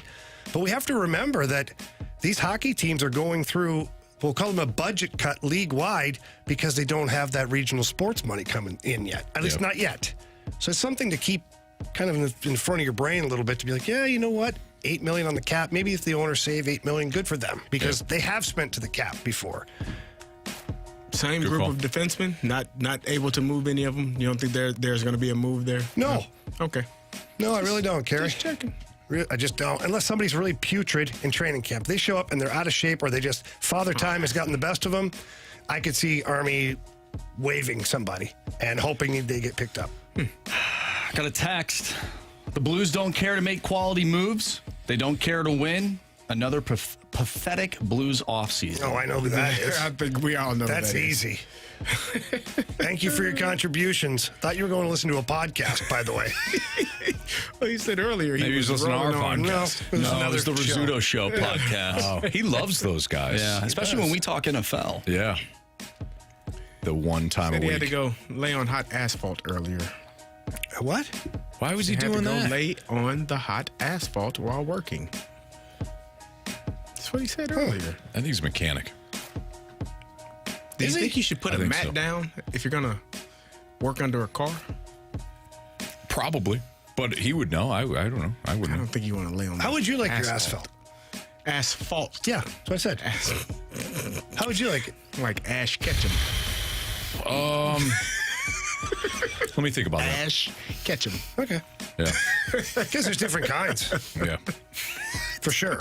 What? Do you think anybody goes to the 618? Like, let's say there's blacktop, there's normal asphalt. Like, there's different ones. Okay. Let's say the 618 is. Let's say the 618 is a mechanic. Yeah. Do you think anybody goes to him and not me? After today, he's going to cut my brake line. No, he's not. No, he's not. Well, maybe not. Come on. He's a good guy. I didn't say he was a bad guy. He just doesn't like me today.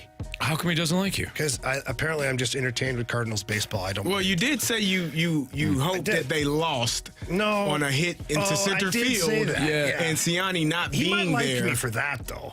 You also said that Gordon Graceffo was going to give up 8 runs or 10 runs in the first inning. First inning. So, but he did that that was intentional. Carey, he said it. He said it with intentionality in order to win the game. Carey, you play. He said it to win the game. That's all that matters. Jamie said it, and they're gonna. So the 618 should We'll take the rally ball. around. We're going to win. No, you're not. That's right. Pick six. Pick six, Matt Hasselbeck. Didn't work out well for We'll him. take the ball, and we're going to win. No, you're not. Didn't work that way, buddy. Sorry about it. All right, I'll tell you what. One thing that I know for sure is that our guy Andrew Marsh, one of the best in the business, easily. The hat T-shirt combo today. You know what? You're right. Outstanding. Oh, Jay Swish.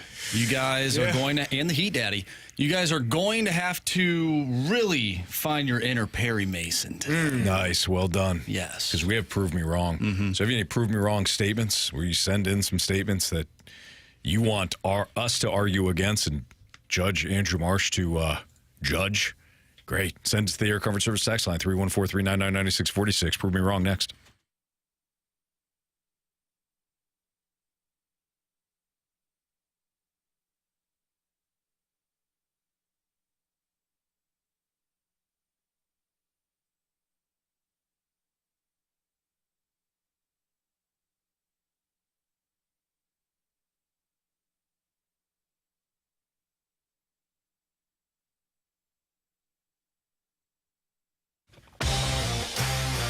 If you're looking at your windows right now and maybe your house is over 8 or 10 years old, you're probably like, yuck, I need new windows. Or maybe you've got some of those older windows that are just leaking the hot and cold air in and out, depending on what time of year it is.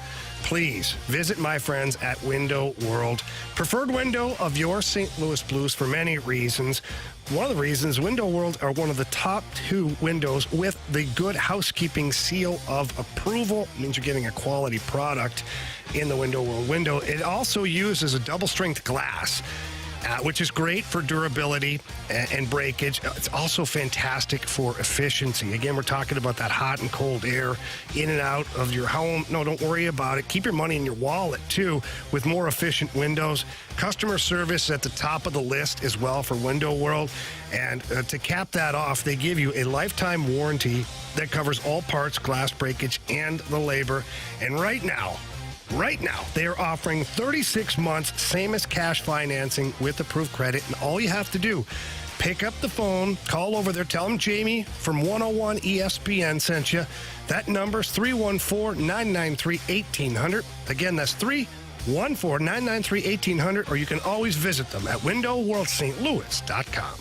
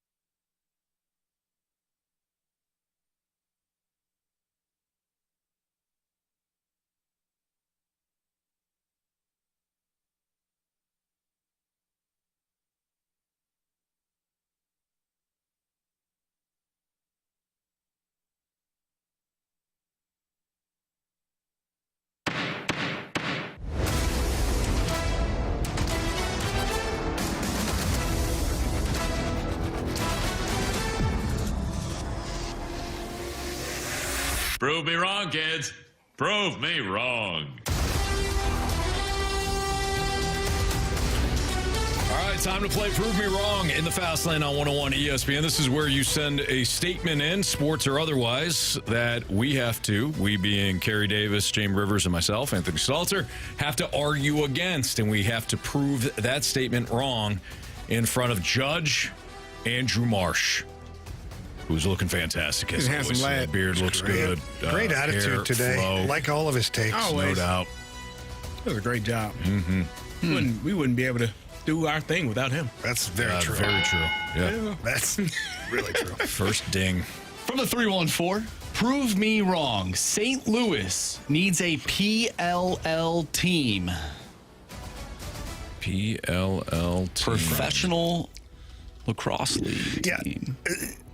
Prove me wrong. They do? Oh. They need one. They certainly don't. There's the Blues. You get the Blues. You get the Cardinals. You got City SC. You got the Battlehawks. Yeah.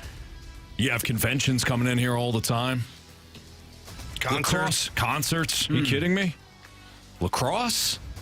No, lacrosse is better on the East Coast. Okay, where people understand it. They love it. They need it. They absorb it. They want it over and over and over again. But here in the Midwest, we need our baseball, our soccer, our football, our hockey, and, of course, our concerts and conventions. Yep. We don't need lacrosse. There's a lot of lacrosse players in this town. They love it. Lacrosse players. It's a great city for lacrosse. Great sport.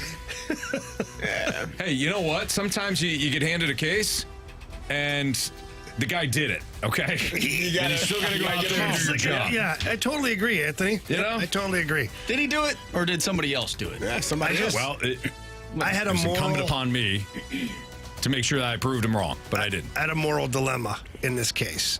Is Ashley's son Reed is a lacrosse player. Oh, great. Now he hates me. I already did. I didn't know. He already did. He blames you for the Gauntlet. What Gauntlet? The one where I waxed him. You weren't here. I wasn't here. You were. I wasn't here. That's why he blames you. What the heck? Yeah. What, did he lose? Yeah. Yeah. Maybe he lost twice. 'Cause I got buried for beating him. He did. In the Gauntlet. In the Gauntlet. Yes. Thank you. But everybody knows once you step into the Gauntlet. And nobody's safe in the fast lane. Yeah. So we gave Reed a second chance. And he learned that life's tough. You beat him like a drum twice? Yeah. What categories? Hockey the one time and random first, and that's why everybody's like, it's random. How much can a 11-year-old boy know? And I was like, okay, fine. What do you want? And he chose hockey. Sums up. So why does he blame me? I didn't even know. Because you weren't here. He feels like you would have monitored it better. Oh, okay. Yeah. All right. From the 314, prove me wrong. Law of averages say Paul Goldschmidt and Nolan Arenado, their bats will come alive in the second half of the season. Oh, yeah. Miraculously, these things are going to jump back to life. What do you think? They're Albert Pujols? No, I don't think so. Everybody keeps using that, too, by the way, the comparison to Albert Pujols. He went to the All-Star break, did the home run derby, came back fixed. A couple of problems with that. You don't have either of those guys going to the All-Star game or doing the home run derby. And they're not Albert Pujols. Let's just be real here. Father Time is also very real, and looks like he's creeping in on both of these guys quickly. He's got Goldie in an arm bar and Arenado in a naked choke. And both of these guys are going down. They're tapping out a little bit, but not quite yet. So do I think their bats are going to come alive? No, absolutely not, which is why the Cardinals are looking for another right-handed bat on the market currently. Well done. A little aggressive? That was perfect. I was waiting for the rear naked choke. Yeah, but, I thought that's I just like naked chokes. Yeah, okay. That's different. Okay. Yeah, way different. With a TJ Strongbow? Oh, yeah, that was TJ Strongbow. Yep. And his brother, Bubba Strongbow. Yeah. Heard about it in a documentary once. Yeah. It's my favorite. Prove me wrong from the 573. If the Cardinals platoon too much, the players can't be consistent, and Burleson, Donovan, etc. will suffer. When you're platooning, you're keeping guys from being tired. Yes. You know, that's the purpose of the platooning. You want guys to get off their feet, not have too many games in a row, and it allows guys to rest, and not just rest your body, guys, rest your mind. The mental aspect of the game, the spirit. This grueling season, 162 days, 162 games. It's a lot. I mean, that can take a toll on you mentally, physically, and spiritually. So platooning guys allows you to get a break from it all. Yeah. And get your day off, reset the clock, be ready to roll the next time. Get the right matchups. There you go. The right matchups. Benefits the entire team. The entire team is better because of it. Actually. There you go. Yeah. Yep. Can't get behind it. Whoa. Judge, I felt like you had made up your mind before. That was really good. I thought it was very good. Before our. You made a great case. Yeah, he did. Before our lawyer said overruling he was done. Wow. Okay, all right. Wow. Sorry, CD. Yeah, it was weird. You told him to stop talking. I never said that. You did. You went, nah. What? You did. You saw it. Like, I'm just saying. I did, yeah. Oh, come on. You guys are making stuff up. Check the video. Look at YouTube. YouTube's delayed. Watch this. YouTube's delayed. We can watch Marshy on the YouTube. Okay. I was telling Anthony we got time for one more question. He said, all right. That's what I did and what you saw. I'm sorry, but at that moment, my counterpart got confused. I did. And I feel like that was his moment of weakness. Yep. Very true. That's why I lost the case. Yep. Sorry, Keep CD. that finger away from us. Yes. Thank you. Fine, I'll give you the ding. Psych! Oh, Judge. All right, last one here. Man. I just watched it again, too. That's terrible. We were talking about Skyline Chili earlier. This one's from Thanks Dad. Prove me wrong. Skyline Chili is a perfectly good laxative. Well, we're all built differently. Yes, we are. And so what Thanks Dad might be considering to be a good laxative, it might do the complete opposite to somebody else with their chemical makeup within their body. Very true. So, like, me in particular, when I eat Skyline Chili, it's like a steel drum at that point. Nothing coming out of there. But you know what? It's a different effect. So Anthony, if he eats Skyline Chili, might be something different as well. I may die. You might. Yeah. Or it might be the greatest thing you've ever had in your life. You just don't know. I don't know. Because your body reacts differently. Well said. So for one person to call it a laxative and just make it an umbrella statement, I think that's just false. And offensive. We're all different people. Yes. We are, Carey. But we are people. But we are people. Yeah. T-shirts now available. Yes. I am human. We're all different people. But we are people. Most of us. Most of us. Except for the robots who are taking over. You know? Yeah, AI. Except for them. Yeah. And if now they'll. Well, it kind of is. I did see a robot making drinks at the Texas Rangers Stadium. Yeah, see, I didn't like that. Go unplug Already that. stealing people's jobs. Yeah, go unplug that thing. Cut the wires. I'm not loving it. You know? Hit it with a bat then. I'm not loving it, you know? No, you wouldn't be. All right, Ronald. He's more like Grimace. The robots are taking over there too. There was a drive-through that tried to go completely robotic. And guess what? Didn't work. It failed. Failed. I think the place got fire. I'm not joking. That's not great. There was I saw something. This robot in overseas, 1 year of working a 9-to-5 job, and it just saw that too. Didn't want to be a robot anymore. Yeah. Yeah. 1 year of a 9-to-5. I mean, that goes to show you that humans are different. We're built different. We're built different. I saw a documentary one time where the computer was so smart that it like took over and almost caused World War III because it thought that it was playing a game. Because reality wasn't a game to it. And it looked like it fired missiles from Russia to the United States. And the United States was reacting because it was all part of the computer system. Oh, jeez. And so they almost fired back. We almost had World War III, all because the computer got it Wrong. They were just making drinks at Globe Life. No. That's what they want you to think. Things are way Marsh. deeper. Yeah. Just got a text from my brother. Said, can confirm from 2 weeks ago that blank, talking about Skyline Chili, ruined 2 days of my trip. Yeah, was he all binded up? one way or the other. Yeah. All right, we got Beat the Streak. And biggest question of the day next on 101 ESPN.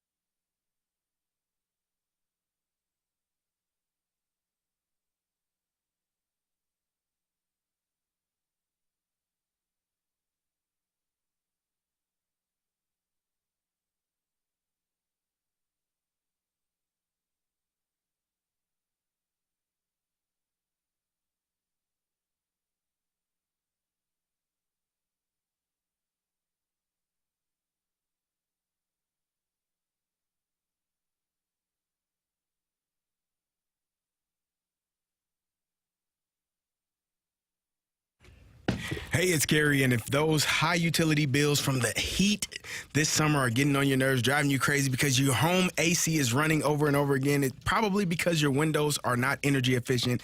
If yours are builder grade or over 8 years old, the seals could be broken, air could be leaking out, and you're paying the price in high utility bills all year long. Window Nation's high quality windows are built to last a lifetime. Right now, for every 2 windows you buy, you'll get 2 free windows. There's no limit to how much you could save. You could save even more with 0 down and no interest or payments for 24 months. Window Nation's windows come with a lifetime warranty and can be installed in 1 day or less. They even were recently ranked highest on Forbes' list of best window installation companies. So you can trust that Window Nation will have high quality, affordable windows. Stop paying more than you have to. Schedule a fast in-home estimate today at 866-90-NATION or visit them online at windownation.com. That's 2 free windows with every 2 you buy, 0 interest, 0 down, or payments for 24 months. 866-90-NATION or go online at windownation.com.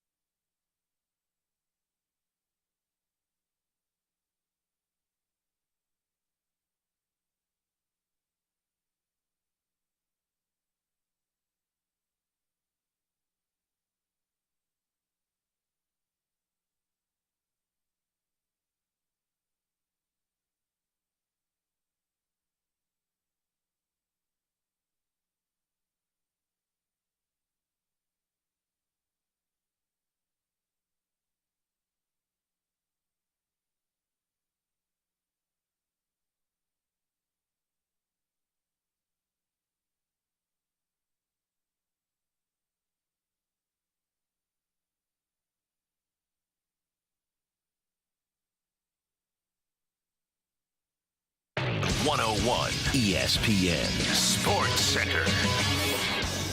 I'm Andrew Marsh. It's time for a Sports Center update brought to you by Saliga Heating and Cooling. The Cardinals have Game 2 coming up here soon. 6:45 first pitch. They lost Game 1 to the Kansas City Royals of this doubleheader, a 6-4 final. Gordon Graceffo on the mound going up against Michael Wacha. If you missed anything from today's show, including our interview with Brad Thompson, make sure you go to 101ESPN.com or check out the free 101 mobile app.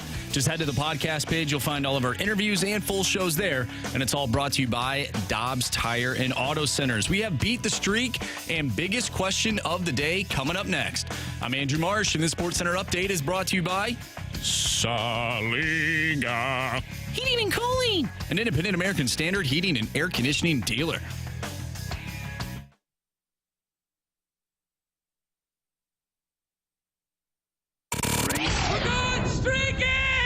Hit baseballs. All of my successes depend on me. You're ready to hit. The hits just keep on coming.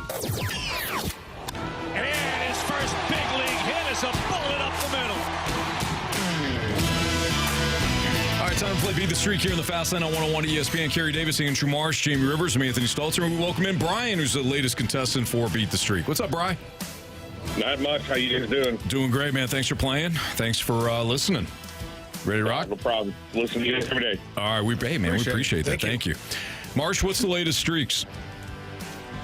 All right, so all of us did not get a hit the other day, except for Alec Burleson, Anthony. Alec Burleson picked up a hit for you, so you are the leaderboard, or the top of the leaderboard with 1, and we are all at 0. Unfortunately, Oz, who was our latest contestant, went with Mason Wynn 3 times in a row, but the third time was not the charm.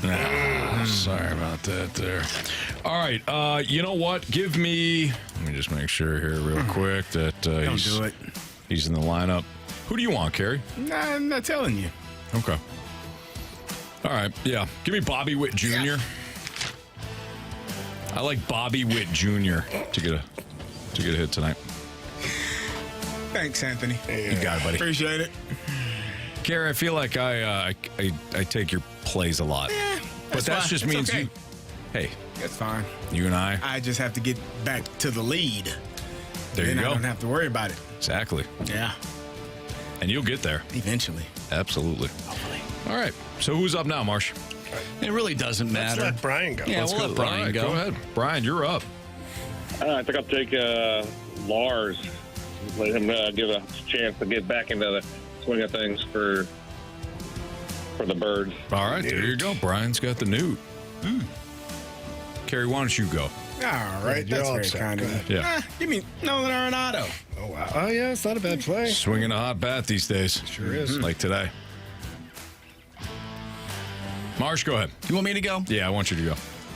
Oh, give me the guy that's batting .533 against Michael Wacha in his career. That would be Brandon Crawford. Oh, wow, the Crawdaddy. In 15 at-bats, nonetheless. Wow. Okay. I'm going to double down. I got him for the home run, going for the hit. Alec Burleson. There you go. Okay. Not a bad pick, Jamie. Well, Brian, hopefully we'll talk to you tomorrow, man. Yeah, I hope so. Good luck, kid. Good luck to you guys, too. All right, thank you. See you, buddy. All right, see ya. There you go. That's Beat the Streak. Now it's time for biggest question of the day. It's time for the Fast Lane's biggest question of the day. All right, gentlemen. So it seems like the theme of our show is the Cardinals stink until they win championships. Yes. It's pretty much the theme. Fact. Carey has said it multiple times. Hates them right now. He's moved the goalposts. First it was 3 games above 500. Then 5. Now it's 5. Now it's championship. Now it's championship. Yeah, or bust. Or bust. I'm sorry. You know, I don't like parades. Wow. At what point? I love parades. I feel like we're all on the edge with this team. Yeah. Like we're teetering the line. Like, do I really love this team? I believe that we will win. I believe that we will win. I believe that we will win. Sure you do. If you haven't already, though, when will you fully buy back into the Cardinals? Can we define it a little bit? Yeah, let's like NL Central. Let's get some numbers going. Because I believe in them right now in terms of them being able to win the division. So let's just start there. So I believe I can fly. I'm already there. That's your second one now today. I'm talking about, so at what point do you become the fan who is like, we just lost 11-3, 10 runs in the first inning. Whatever, move on next day. Like, we're not looking at any other games. No, not apathetic. Like, bad game, but hey, we're going to bounce back. We're going to have that type of mindset. Yeah, I'm already there. I'm there. Really? 5 so games like the above 500. Nationals game on Sunday, I didn't think that they were like, this team stinks now. Ended up winning that 3-1 that series. Yeah, after Lance Lynn got his ripped on Saturday, I'm like, all right. Yep. Are you in the camp of Nolan Arenado and Paul Goldschmidt will turn things around? Because I feel like there's a section of the fan base who does believe that the Cardinals will win the Central, and it will be because those two have turned things around. Yes, I do believe that they will turn things around. The Cardinals or those two guys? Those two guys. Yeah. If they win the division, it's because of those guys. Seems like they're kind of turning some things around. I know, one game today is just a sample size of them both hitting ding-dong Johnsons, but Arenado's been making pretty good contact here recently, and those home runs were nice today. Yes, they were. We'll see if We'll see if it carries over.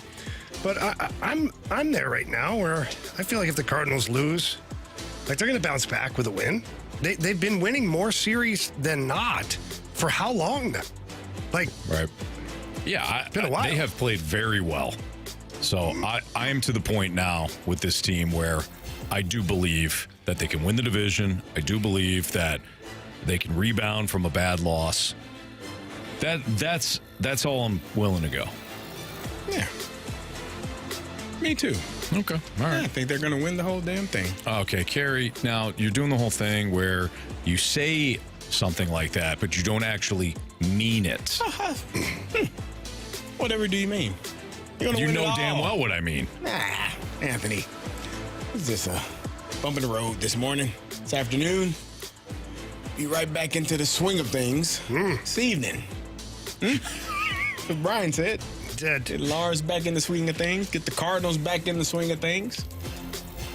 Do you believe him, Jamie? Brian or Carey? Carey. No, not at all. Right, you guys. Not after him just berating us in the top of the show. To no end. It was unreal. Well, no, you all want to have a parade down Market Street for 100 wins. And I said I would rather have a parade after you win the championship. But you were adamant, no, 100 wins is good. 99, 98 wins. Parade. That's what you two said. No, we never said parade. And you can go back and check the podcast, Carey. You win championships by solely winning 95 games. Is this how the fan base reacted in the late 1900s? Yeah. It is. When they weren't making the playoffs? Yeah. How could you? How could you? They were extremely passionate in the late 1900s. Yep. They certainly were. Yep. All right. We'll come back with Bet the Board. 3 stars of the day next on 101 ESPN.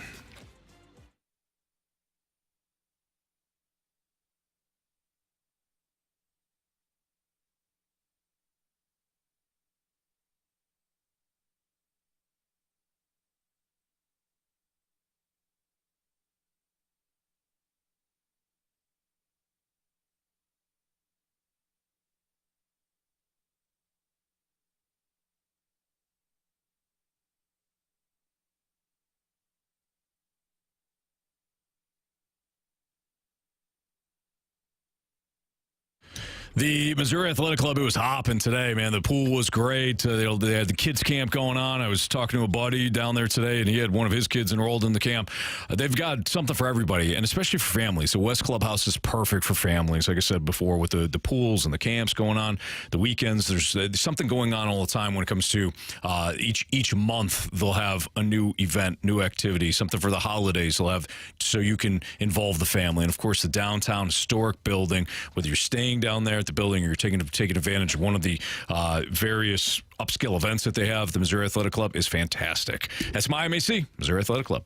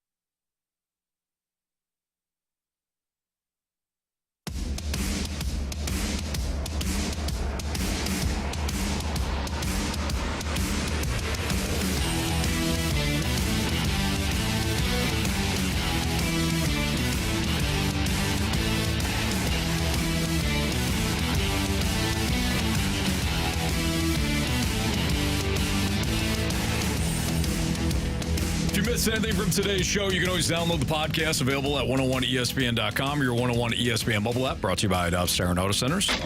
Time to bet the board here in the Fast Lane on 101 ESPN. Marsh, how about those standings? Jamie's leading us 5-0. Wow. Another hot start to the month. I'm 4-1. Anthony, you and Carey are tied at 3-2. Not bad. I mean, just hit one more free throw and 4-1. But them's the breaks. Basketball go. Yeah. All right, Jamie. All right. It's been a while. Total basis. 0.5 for Nolan Gorman. I will take the over, please, Bob. Okay. Alrighty. See, he hates my pick. He's heating up again. This is where I make my move. All right, Marsh. No WNBA tonight. No, I know. I'm going to go with Gordon Graceffo over 4.5 hits allowed at minus 150. Plays right along with what you're predicting. Well, I mean, no, it doesn't have to be that way. He can give up 5 hits. And you're not going to be rooting for him to go with a one-hitter today, though, Andrew. You're rooting against him now. No matter how hard you try, all night you'll be rooting against him. Well, you know what? Maybe he'll give up a hit, and then the next pitch we'll see a double play. And we'll just get 5 double plays tonight. Plus, that'll keep his pitch count low. Okay. And we'll get more length out of him. I like your optimism. Thank you. Yeah. Is it on me? Yep. We can do live betting now? Yep. Give me the Yankees and the Tampa Bay Rays over 7.5. Right there. See it? Yeah, right there. I can confirm it's a legal bet. What's the odds? Minus 118. Yep, 118. Thank you. All right. Way to go, Carey. He was flip-flopping back and forth. Got a little nervous. Just saying. Can't wait till the score to change before. Yeah. It goes lower. Yeah, not lower. But a couple of scoreless innings before we're out of here. All right, I'm going to take the over in the Dodgers-Phillies game. That's at 9. Give me the over there. A lot of fire. A lot of firepower. Looking at that one, too. I looked at that game for strikeouts. Yeah. I didn't like the Phillies pitcher. He was only Sanchez, 4.5. Christopher Sanchez. It was only 4.5, and I was like, Hey, do you have the stat where we can look up the day that Carey started betting on the Yankees and to see what their record has been since? Oh, yeah. Wow. Carey Davis. Marshall, you should have that. Has single-handedly. He's asking, when did the Yankees start losing? It was like a month ago. Hey, so I was betting on the Yankees. Now I'm just betting on the over because they're going to give up a lot of runs, but they're going to score a lot of runs. Still betting on them, Carey. To score runs. They started losing right around like June 15th. That sounds about right. June 13th, June 15th. Ain't blame me. So very mysterious. The last time Carey has hit on the New York Yankees, it looks like it was June 18th. Wow. So Carey has buried the Yankees. Yeah. Although he did take the Yankees 3 days in a row, and they all hit. There you go. Oh. See? So he rode him right into the ground, did he? He's going to take the over. Mm-hmm. All right, Marsh, what do you got for criticisms and compliments? Yeah, real quick here from the 314. I forget how good looking you all are. Too good for radio. Thank God for YouTube. Thank you. Appreciate that. Thank Take you. that. Wow, that was very nice. That's a very good compliment. All right, let's get to our 3 stars of the day before we head out of here. Our 3rd star of the day goes to Pokemon. Yeah. Specifically, Ash Ketchum. Yep. Got to catch them all. Ash Ketchum. All the Ash. Our 2nd star of the day goes to Jamie's Andy, who's in the snake pit, and his cookies. Oh, yes. Yeah, thank you. Great cookies. Appreciate you. Burying these Yeah, we are. peanut butter fudge ones, whatever they are. I mean, they're half gone. Oh, Bunch of sick you-know-what's here. So shout out Andy for the cookies. Thank you, Andy. And our 1st star of the day goes to the late 1900s. Oh, yeah. 1990. If we only remember it. And we do. Yeah, we do. Yep. Marsh was born in the 90s. back in the last Jamie century. was drafted in the 90s. Carey and I Finishing up high school. Finished high school. Well, I graduated in 2000. 99. So Carey graduated in the late 1900s. So the Falcons go to the first Super Bowl in the 90s. Some lose the Super Bowl in the 90s. Okay. All right. From century to century, won one year? not much changes. No, they haven't. I was wondering. And they never will. Nah, they will. No, they won't. Instant replays coming up at 6 o'clock. We appreciate everybody being tuned in, whether you listened live or you're now listening via the podcast. We appreciate each and every one of you. Thanks for listening. Thanks for watching. For Andrew Marsh, for Carey Davis, for Jamie Rivers, I'm Anthony Stalter. We'll be back tomorrow, too. See ya.